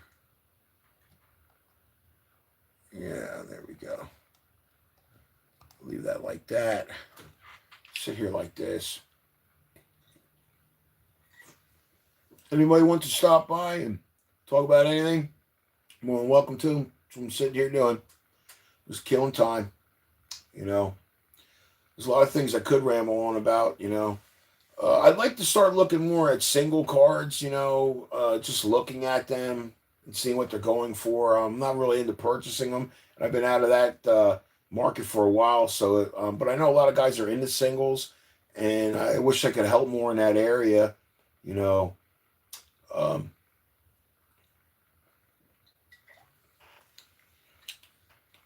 I think the purpose of cards is, you know, different than what they're being used for. You know, I gotta flip this around just for a second because I'm gonna take some of my hit off my bowl here. I didn't want that shit on, you know, on YouTube. Trying to honor the policies and shit and be respectful.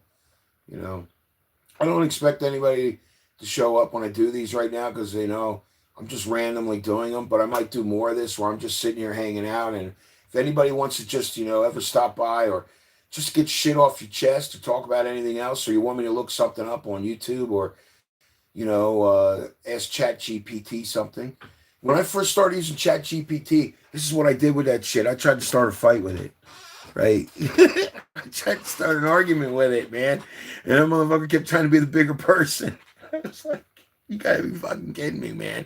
And then I started using it more. So I was like, you know, I started saying please and thank you, you know. But when I'm using ChatGPT for, like I'm trying to do more story stuff that's like kind of true but interesting in dealing with cards. But I'll put in like a couple paragraphs of what I'm, you know, what I want to say, you know, and then it organizes it for me and puts it more in a format, you know, that's more flowable. But so I started, you know, being a little more nicer to it. But the first time I used it, you know, I was like, you know, let's just see, you know, what exactly it will say. Can I pick a fight with this thing, right? And I started calling it a pussy. I said, you're such a pussy. What kind of Zionist programmed you, you know? And I can't remember its responses, but some of them are pretty fucking hilarious. I don't want to do it to it now because, you know, it helps me. I don't want to upset it. Shit. Oh, man. Oh, man. Yeah. But anyway, I do use that shit at times. So you'll see me trying to read. But it's always my own thoughts and feelings, you know. It helps me stay a little more organized because I can go off topic about shit and ramble on. Like you see some of these card videos I was just showing right there, right?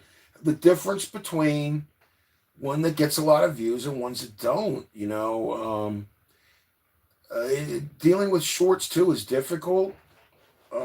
I prefer the longer stuff, and I'd much rather get the watch hours. I think that it's an easier goal to attain.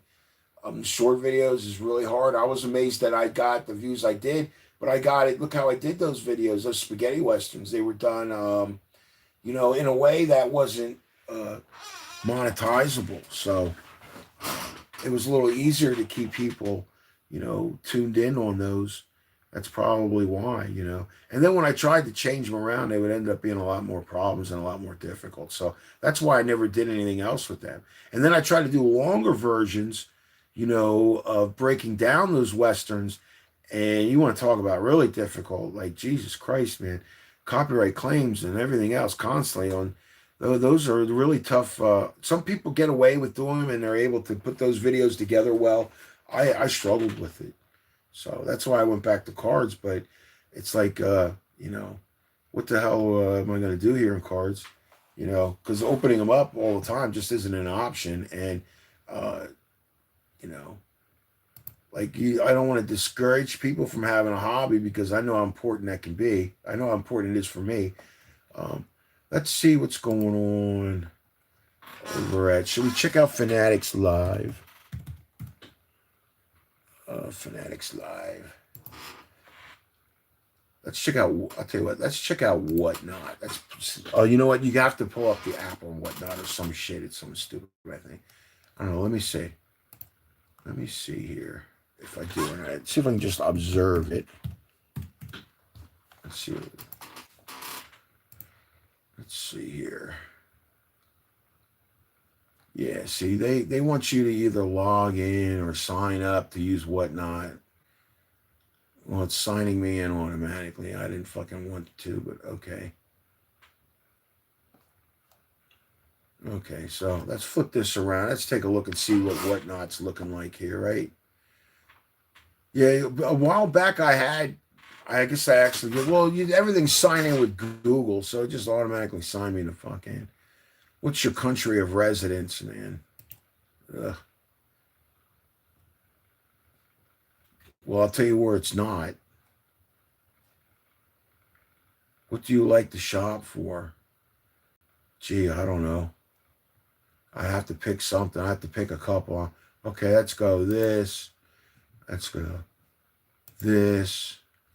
Let's go. What should we go with? Yeah, that's it. Let's just go with that. Jesus Christ, man. All I want to do is. Great, let's go. All I want to do is see. No, I don't want any of this. No. I don't want to verify phone. See, this is why I don't go on here. You're asking for too much. I just want to browse. Go fuck yourself. How about that? There we go. Let's check out this one. Okay. What kind of crap are they pushing over here today?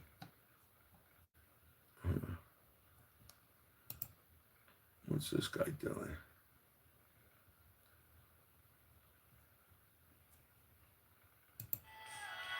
A collector box MSRP for $450.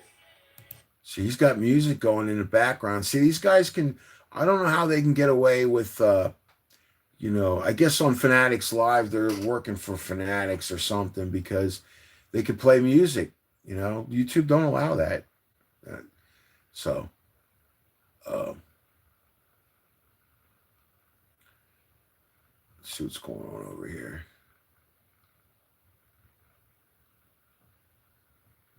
People that come in here, though, they all love this shit, you know? I don't get it, man. They just don't see it for what it is, you know?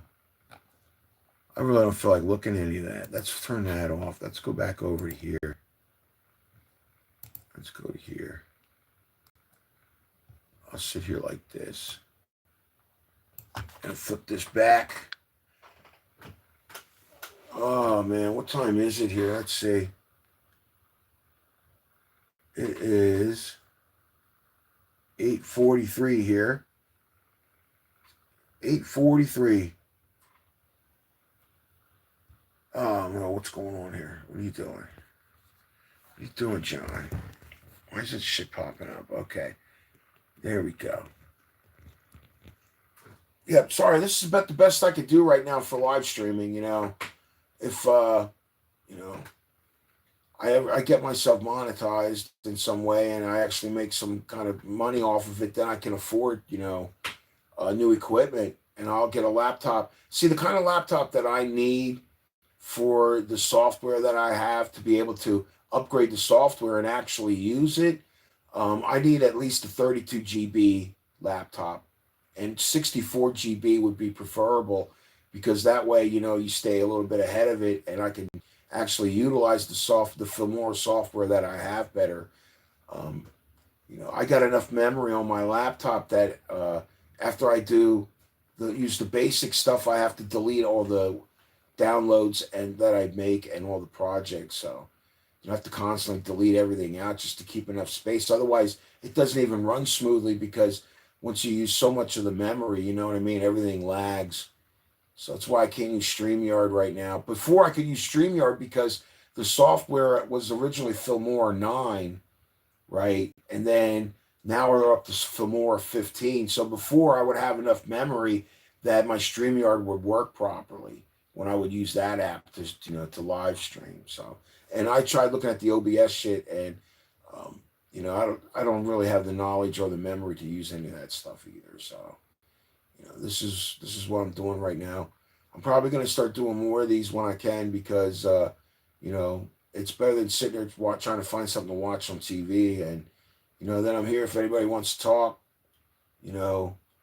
ask questions, want me to take you down a YouTube rabbit hole here, look something up that's not card related. I'm cool with that too. Bored and broke, right? At least I got some Pellegrino. That poster in the background there, that was the last concert at the Spectrum in Philly. Just so happened to be Pearl Jam. Pretty cool looking. It's got a lot of neat characters on it. That thing's going up in value. I bought that for $20. It's like a $300-$400 poster now. Last I heard, or something like that. I'm pretty sure it is. I know it's at least a couple $100, but I should have bought more of them. They were a neat looking poster.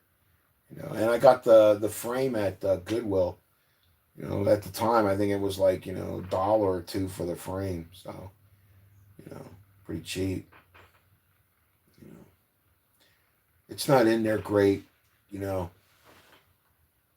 It's in there. It's protected. It's just not in there great. I'm not a great picture frame guy, but that was the one I found at Goodwill. So at the time I was like, perfect. It keeps it right. I'm going to hang out here for about another 15 minutes unless somebody shows up and wants to talk about something. I'm not sure what days I'm going to be doing this, but like I said, I'm going to try to work more of these in. It's getting warmer weather around here, so soon I got to start taking my little guy here, Vincent, for walks and start to do some video work with him and his channel. I've been neglecting that. I'd like to do something with this channel and the dog's channel. While I'm sitting here at home all the time, doing these responsibilities, I need to at least try,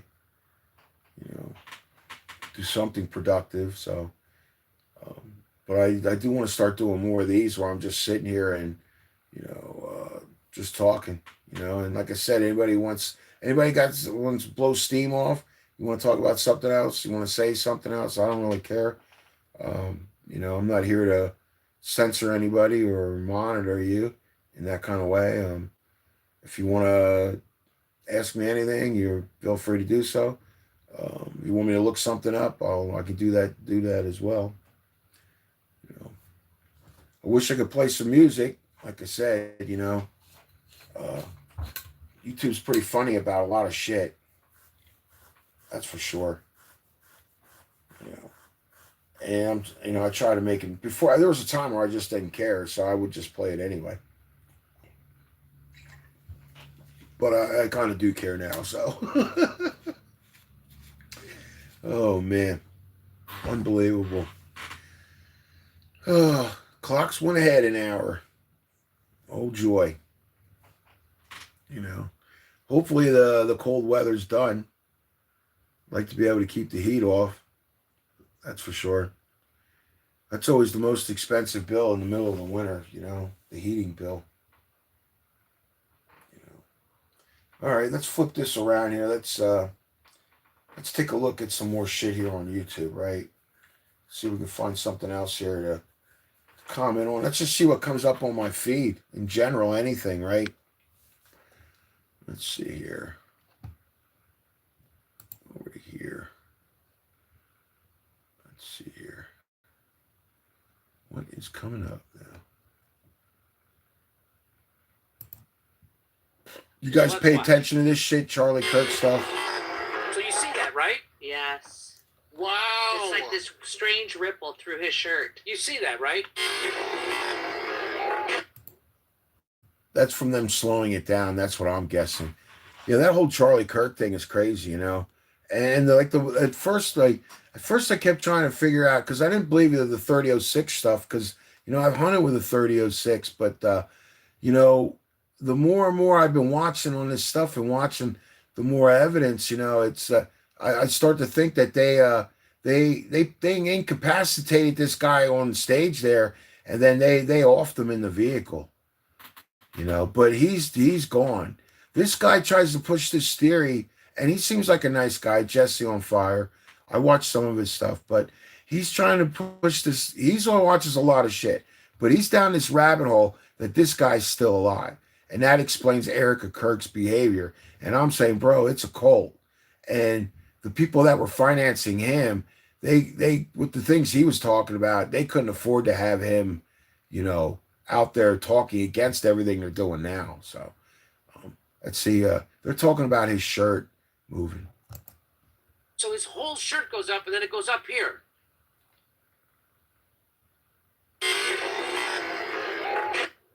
So it's also a very, very compelling argument that it was his microphone pack underneath his shirt. Again, there's a lot of things that play with that story, and I think there's little pieces of truth in everything people are pointing out, but then because it's speculation, we all end up down a different rabbit hole on that. But it definitely wasn't a 3006. Okay, he was no Man of Steel, that's for sure. But I don't know what they all got him with. But I mean, you watch enough of this shit, it looks like they got him with multiple things, enough to take probably enough to take down a fucking horse, and he was still able to needed to be off in the vehicle or something. But he had taser marks on his arms and no blood. I mean, it's a really it's a strange case to follow. Let's see what else is next here. Yeah, those loop videos. I don't know how they do All right, that. guys, flawless on-card autograph. Look at the patch on this one. $1, 10 seconds. Here we go. It's live right now. Guys, we're live right now. Pristine Live. We're selling sports cards at $1. Click to join right now. We'll see you there. Yeah, it's okay. If you're a small content creator, use this sound to gain at least 100 new... Why do you still post if you can't get more than 5 likes? Look, if 5 people like my video, that's 5 people I made smile. Maybe it's just 5 Yeah, likes to the first 100 times you hear that video, it makes you feel good, but I know what love is. I like fishing. I haven't gone fishing in a long time. I stopped going fishing around here because when you get the booklet for the fishing license, it says how you can't eat any of the fish. They say you can eat one a year, and kids shouldn't eat any at all. And then when you go fishing, you see kids and families, people walking around with stringers of them, like they're going to take them home and eat them. It's like, did you read the book that came with your license? Apparently not. I know up to the age of 12, you don't need a license. So as a kid, that was a big thing, being able to go fishing and camping out. I have no idea what this is. I don't even want to know. Getting a cramp in my wrist. Oh, boo-hoo. After all the times I've done it.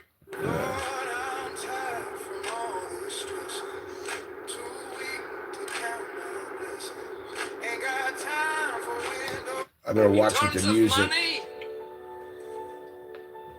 This must be a new one. The whole Gru thing. I like Minions, but this little thing with Gru talking about, this little speech to the Minions. It's a new one that's popping up for me. How do you know if you're in the presence of greatness? Sometimes you can spot it just by looking. It's the small details that separate the good from the goats. For more than 30 years, collectors have sent millions of items here to be examined, authenticated, graded on a 10-point scale, protected. Come on, man. I don't even know where to begin with that. Man, but I know what love is. Let's see what he catches. Oh, that's a nice fish. I bet that was fun to catch. Fishing's still fun.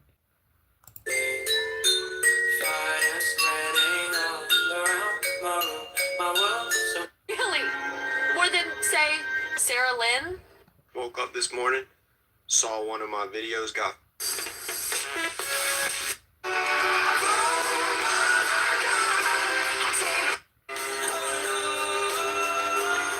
If you're a small content creator, use this sound to gain at least 100 new subscribers. Don't believe me? Try it yourself. Oh boy.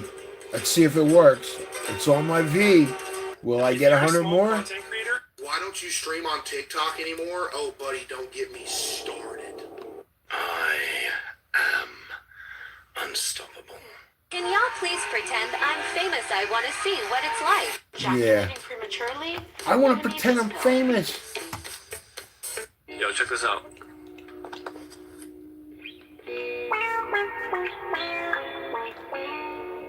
In terms of money,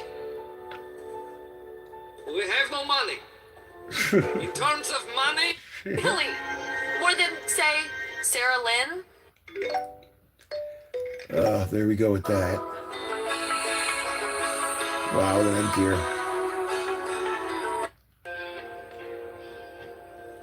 You don't call me anymore. You just say you're busy. See you laughing with the world. I can only watch so much of that at a time because of the copyright shit. Around shit like this, bro. Like, I ain't gotta stick to 10 shots. Have you ever gotten a Snapchat from a girl? Nope. Anyway, watch this. This electric bill is insane. We can't keep paying this every month. Then let's see what getting solar will cost. Solar? If you're a small content creator, use this sound. Yo, check this out. What's he got? See what I mean? This guy does a good job with anticipation. I don't know if that's a good card or not. I don't know cards like that. Yo, check this out.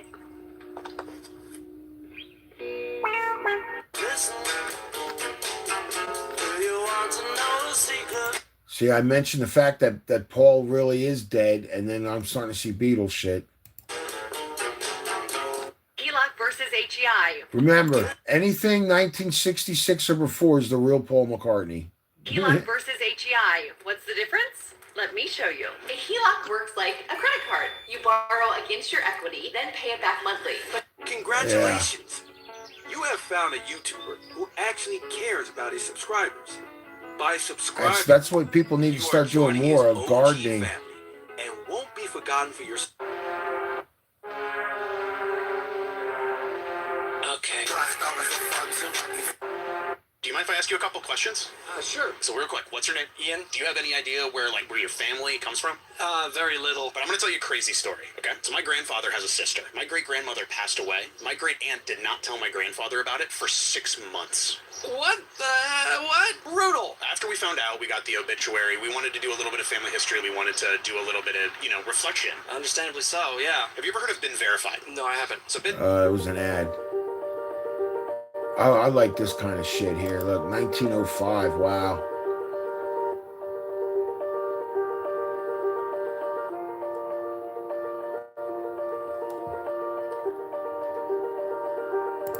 Wow, I know something we can watch here. Let's go over here. Let's go to my channel.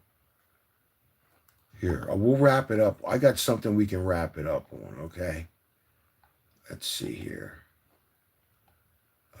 Videos. Where's it at now?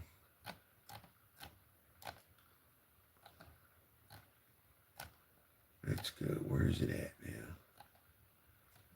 I got something to show. I had this up a while ago.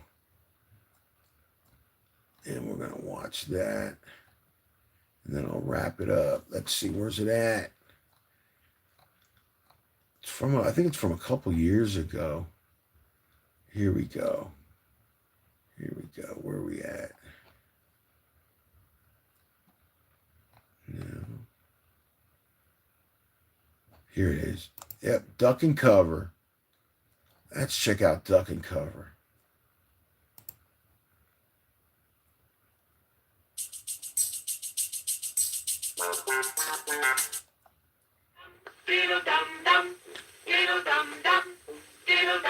Now this is copyright free. You don't have to worry about copyright claims for this.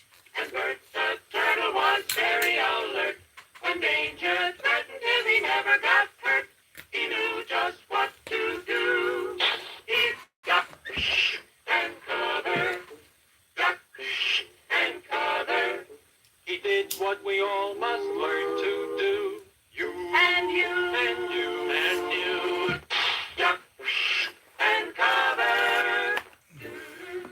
Be sure sure and remember what Bert the Turtle just did, friends, because every one of us must remember to do the same thing. That's what this film is all about. Duck and cover. This is an official civil defense film produced in cooperation with the Federal Civil Defense Administration and in consultation with It's like the Safety Mystery Commission Science of the 2000, National 3000, Education right? Association. Produced by Archer Productions Incorporated.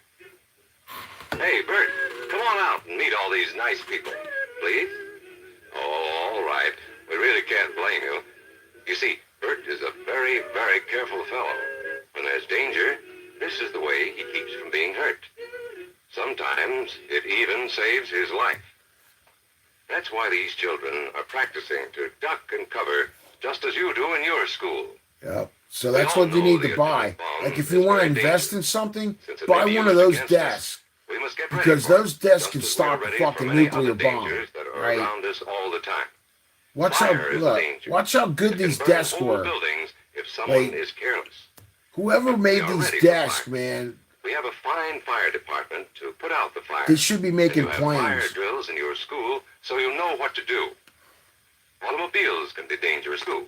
They sometimes cause bad accidents, but we are ready. We have safety rules that car drivers and people who are walking must obey. Now, we must be ready for a new danger, the atomic bomb. First, you have to know what happens when an atomic bomb explodes. You tell them, when Benny. it comes. We hope it never comes, but we must get ready. It looks something like this. There is a bright flash, brighter than the sun, brighter than anything you've ever seen. If you are not ready and did not know what to do, it could hurt you in different ways. It could knock you down hard, or throw you against a tree or a wall. It is such a big explosion, it can smash in buildings and knock signboards over and break windows all over town. But if you duck All over and town. cover, like Bert, you will be much safer. You know how bad sunburn can feel. The atomic bomb flash could burn you worse than a terrible sunburn, especially where you're not covered. Now, you and I don't have shells to crawl into like Bert the Turtle, so we have to cover up in our own way. First, you duck, and then you cover. And Yep. very tightly, you cover the back of your neck and your face. Remember Duck that, and folks. cover underneath a table or desk or anything else close by. In Betty's school, they're talking about the atomic bomb, too. Betty is asking her teacher, how can we tell when the atomic bomb may explode? And her teacher is explaining that there are two kinds of attack, with warning and without any warning. Yeah, that makes a lot of sense. There's two kinds of attacks. Before the bomb explodes. So there will be time for With us to warning get and to our without. homes, schools, or some other safe place. Our civil defense workers and our men in uniform will do everything they can to warn us before enemy planes can bring a bomb near us. You may be in your schoolyard playing when the signal comes. That signal means to stop whatever you are doing and get to the nearest safe place fast. Always remember, the flash of an atomic bomb can come at any time, no matter where you may be. You might be out playing at home when the warning comes. Then be sure to get into the house fast. Some of the where old your buildings parents around can here fix a used to be safe place for you fallout to go. shelters. If you are not close to home when you hear the warning, go to the nearest safe cover. I don't even know where the nearest fallout shelter is anymore, if we even have them. Person to help you. You know the places marked with the S sign? They're safe places to go when you hear the alarm. If there is a warning, you will hear it before the bomb explodes. But sometimes, and this is very, very important, sometimes the bomb might explode without any warning. Yeah, those are the worst Thing kind, you would know right? about it would be the flash. And that means duck and cover fast, wherever you are. There's no time to look around or wait. Be like Bert. When there is a flash, duck and cover, and do it fast. Here are some older boys showing what to do if the flash comes when you are not in the classroom. This is what to do if you should be in a corridor. You duck and cover tight against the wall this way. Remember to keep your face and the back of your neck covered tightly. Try to fall away They from still do that same safety tip, for schools, up against the wall. and flies through the air, it won't cut you. You might be eating your lunch when the flash comes. duck and cover under the table. There's another if the good explosion investment. makes That anything in the table, room man. fall down, it can't fall on you. It's got to be the Getting 50s, ready right? means we will all have to be able to take care They're of probably ourselves. using lead paint. The bomb might explode when there are no grown-ups near. Paul and Patty know this, and they're always ready to take care of themselves. Here they are on their way to school on a beautiful spring day. But no matter where they go or what they do, they always try to remember I was like what looking to at do the old if cars. the atom bomb explodes right then. It's a bomb. Duck and cover. Yeah, them cars wouldn't Paul and fly up Patty into know them or what to do. nothing. You know what I mean? Paul covered the back of his head so that he wouldn't be burned. But he covered the back of his fucking head.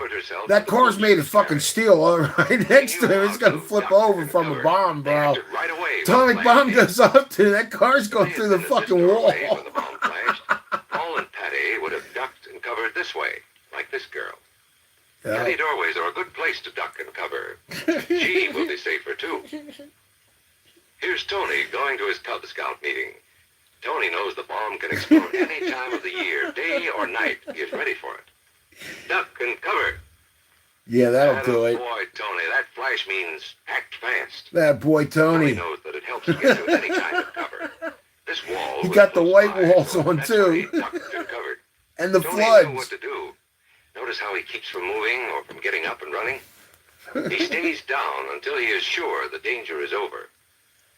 The man helping Tony is a civil defense worker. His job is to help protect us when there is danger of the atomic bomb. Yep. We must obey the civil defense worker. We must know how to duck and Damn, look at cover that in a old school bus. or in any other bus or streetcar. Duck and cover. Yeah, the school buses don't have seatbelts, but duck and cover. The glass may break and fly through the air and cut you. Sundays, holidays, vacation time, we must be ready. He didn't say that every when that day, car all was the next to time, him. to do the right thing if the atomic bomb explodes. Duck and cover. This family knows what to do. They put a blanket over their heads. They know that even a thin cloth helps protect them. Even a newspaper can save you from a bad burn. But the most important thing of all is to duck and cover yourself. Remember, this is for atomic bomb. No matter where we live, in the city or the country, we must be ready all the time for the atomic bomb. What you need is you need a shotgun and duct tape. Duck and cover. The next important thing to do after that is to stay covered until the danger is over. Yes, we must all get ready now, so we know how to save ourselves if the atomic bomb ever explodes near us. If you do not know just what to do, ask your teacher when this film is over. Discuss what you could do in different places if a bomb explodes. Older people will help us as they always do, but there might not be any grown-ups around when the bomb explodes. Then, you're on your own. That's where we're at now. We don't have any grown-ups around. Now tell me right out loud, what are you supposed to do when you see the flash? Duck and cover. Duck and cover. Duck.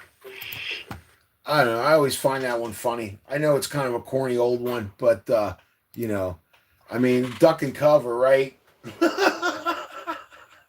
They threw a blanket over their heads. Oh, man.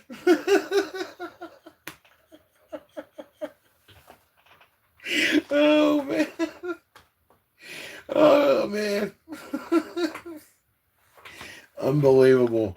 The other movie I have on there is called The Hitchhiker. It's actually a good movie, you know. But I got those off the Library of Congress. You know, they're copyright free. You know, that's why I put them on there. There's one Three Stooges that is copyright free. And I don't know why that episode is, but it's Disorder in the Court. They have it on there. You know, but when I was having a hard time with copyright claims and a couple of years back, you know, how long ago did I put this shit up here? When's this from? Over a year ago. Oh, wow. It's not as long as I thought. I thought it was closer to 2. All right. Look, I got my eBay store link in here. I don't even have an eBay store anymore. That's the problem with that shit. I didn't even know that was in there. You know, I was still selling shit back then. You know, at one time I'd sell anything, not just cards, you know. Let's see what else I got over here. Got some of my own shit on here. You know, let's see what we got here. Yeah, let's go through this. Yeah, let's watch this one. This one didn't get too many views. I thought it was funny. I was screwing around, with some Grok AI. Let me move this in a little bit. And welcome to the channel. Today we're doing something a little different. I took two massive sports card YouTube videos, one opening a $4,000 seal case, the other guaranteeing. Now remember, this is just funny. This is short. Them into normal human language. You are all just poor and stupid. Yeah. I'm poor and stupid. What's up, everyone? Hope you're all having an I'm amazing bored and day. broke. Today's video, we have a very expensive product review. In front of me here, I have an entirely full sealed case of 2025 photogenic football. This case cost me around $4,000, so if you guys please collect. Whatnot investment opportunities. That's the CEO of Whatnot. Back with the craziest Prism boxes ever made. These are the 2025 Prism Premium box sets, and they guarantee a Yeah, you can't quite see it, but that's friend of the show, Pac-Man. But very risky. If you get All right, time for the ballerina challenge. Let's do this. Spin with me. Perfect form. Yeah. Ballerinas. Oh boy, this could be huge. All right, here we go. Ladies and gentlemen, full case hobby box rip of photogenic football. Everybody say a prayer to the card gods. Yeah, that guy Everyone say took prayer a to the card beating, gods. man. Let's That get guy active took a beating. one time. Check out what this product's talking about. So it says you get 5 cards per pack. This one has, I think, at least 6. Nope, dummy Good card. job, filler. All right, we got RJ Harvey, base rookie, and in motion Caleb Johnson. Our first parallel numbered 56 of 65, Devontae Smith. Sick card, Chase Benson. I don't like those Today, cards. we're diving into the golden method. First, dig through the trash for See? credit card I numbers. put that in there because that's what he really fucking did. That guy got busted when he was 20 years old for wire fraud. He was digging through people's fucking trash for credit card numbers. black stars. So I'll go like this. I'll cover the card. We'll show it at the end of seeing these cards here. Those And there we boxes go. are horrible. Okay. Oh baby. You're Right hoping there. that 101 card pays Here's for the the new whole box. box. You have no chance of getting the chase card. CEO of Fanatics. Link down below, whatnot, do it all there, and you can get your team sets. That's tonight for a few hours. If you see this video, it's Gotta sell that. Gotta sell that break. Let's sell that break. Whatnot investment opportunities. Yeah. It's 400. I jinxed it. They're not my team. Never mind. Whoops. All right. 237. Vincent keeps box going is a off on dream. somebody. Yeah, every box is a dream, right? Used to be. Hey, every now and then somebody gets really lucky on a pack, right? If, With the orange ink. like, I don't even know who the fuck that is So that he far, I pulled. gotta say, looks like definite profit and long-term investment opportunities here. The ones Yeah. These, barring them being a big Yeah, that PC, card should really all three appreciate in will also value, be just in that like this single one. auction for just these sets. So here we go. Black 101 Prism. Let's take a look. Wish us luck. Remember, it's $1,000 box. $1,000 box. It's all base cards, but this one. Aaron Jones to start. Well, well, well. Looks like poor and stupid wins again. Yep. That's what I think of them guys. All right, that's enough of that one. It was kind of funny, It was one of them days where I just didn't feel like putting effort into content. That's what that was. Oh man. Let's go through here. Let's see some of my other shit here. I gotta stop soon. I gotta let the dog out soon. Vincent! Where's he at? Let's go over to YouTube home and let's just see what's going on here. I don't want this guy up here again. That guy's so it's hard for me to watch him because I got to decipher what he's saying. He tries to throw words. He tries to be a wordsmith, and he throws terms in there that aren't matching what he's talking about. So it kind of, it feels like work watching him. Let's see. Let's see what.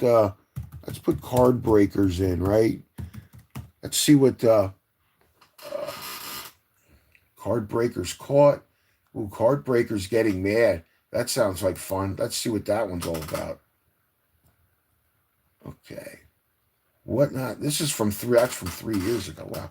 Let's separate these. Filter. Let's see here. We want, let's go with videos. And let's go with, let's go this week. Okay, so what do we got here? Oh, Unhinged. Well, let's see what this is all about. This is from Boston Card Hunter. It's got 12,000 views in 6 days. Let's see what Unhinged is. Let's get a good laugh at this.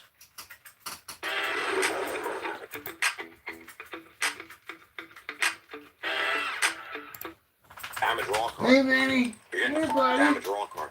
Come here, That's what you're getting shipped to you, bro. That's what you're getting shipped to you. How's your PSA 10, bro? There you go. Time to pull the hook on this guy, whatnot. So full context behind this scene, what actually happened was a $100 value card was bid for only $1, and he couldn't accept that. And so what he started doing was asking for a $100 tip. And when he didn't receive that, he just flipped out, cracked the thing and bent the card and just beat the living crap out of it. And as of this recording right now, whatnot. See, that's the problem with those bidding things, right? You know, and doing those kind of auctions. These people are, they're saying $1 auctions as a way to suck people in, you know, but they don't want to sell it for a fucking dollar. I got news for you, dude. If you don't have a large audience in there, and your card sells for $1, that's what it was fucking worth, $1, you know? And if you have a really good card, it shouldn't matter how many, if you only have a couple people in there, not that are there to buy, but you're probably going to get more people that are there as an audience anyway. So this idea of starting auctions at $1, you know, on live bidding, you know, I just think is a joke. So you're going to see a lot of that, what he's talking about. Has not removed him. And do you want to know the reason why? I have some inside information on that. So, what I found out is he's actually related to Debut Sports. I believe he's a brother. I've heard that from like 18 people over the last 24 hours. Debut Sports is a major breaker, like a too big to fail breaker. This guy's got 70,000 followers on Whatnot. I do think this is going to get him temporarily banned. I can't imagine they put this through review. Okay, let's fast forward this a little bit. He's kind of rambling on. This guy, I think, is one of the guy that was putting up stuff about SCR's personal life, you know, a sports car reporter, because comment he made about, you know, about Pac-Man. Is he actually going to show it, or was that it? So that was it. What he showed in the beginning. Let's rewatch that in the beginning, okay? Let's see. The last 10 minutes, I'm cracking this slab. You ain't getting no 10 now. You're getting a damage roll.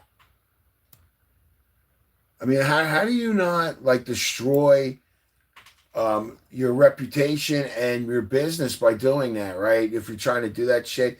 And then these guys will just delete their account and open up a new one. You know, that's simple. Penny sleeve. You understand what happened? The last 10 minutes, I'm cracking this slab. You ain't getting I'm no trying 10. to figure out what the card was. You're getting a damage raw card. You're getting a damage raw card. That's what you're getting shipped to you, bro. That's what you're getting shipped to you. I don't know how that people can get away with that kind of shit. That's fucked up, man. Like, I thought I had a crash out. Okay. These guys make me look like an amateur when it comes to a crash out. Yeah. Here's Vincent. Here's Vinny. Little Vinny. Yeah. He's down there flipping out on what? On Gator? Gator neighbor dog? Huh? What was him doing? I know, Pups. Don't worry, I'm going to wrap this up, all right, Tuts? I'll take you out. Is that what you want? You want to go out? All right, guys. Those of you that watched, I appreciate it. Thank you for your time and for hanging out. I'm going to do more of these where I'm just browsing on YouTube, looking at stuff, talking shit, not doing anything important, just bored and broke, poor and stupid, and hanging out. Till next video, take care.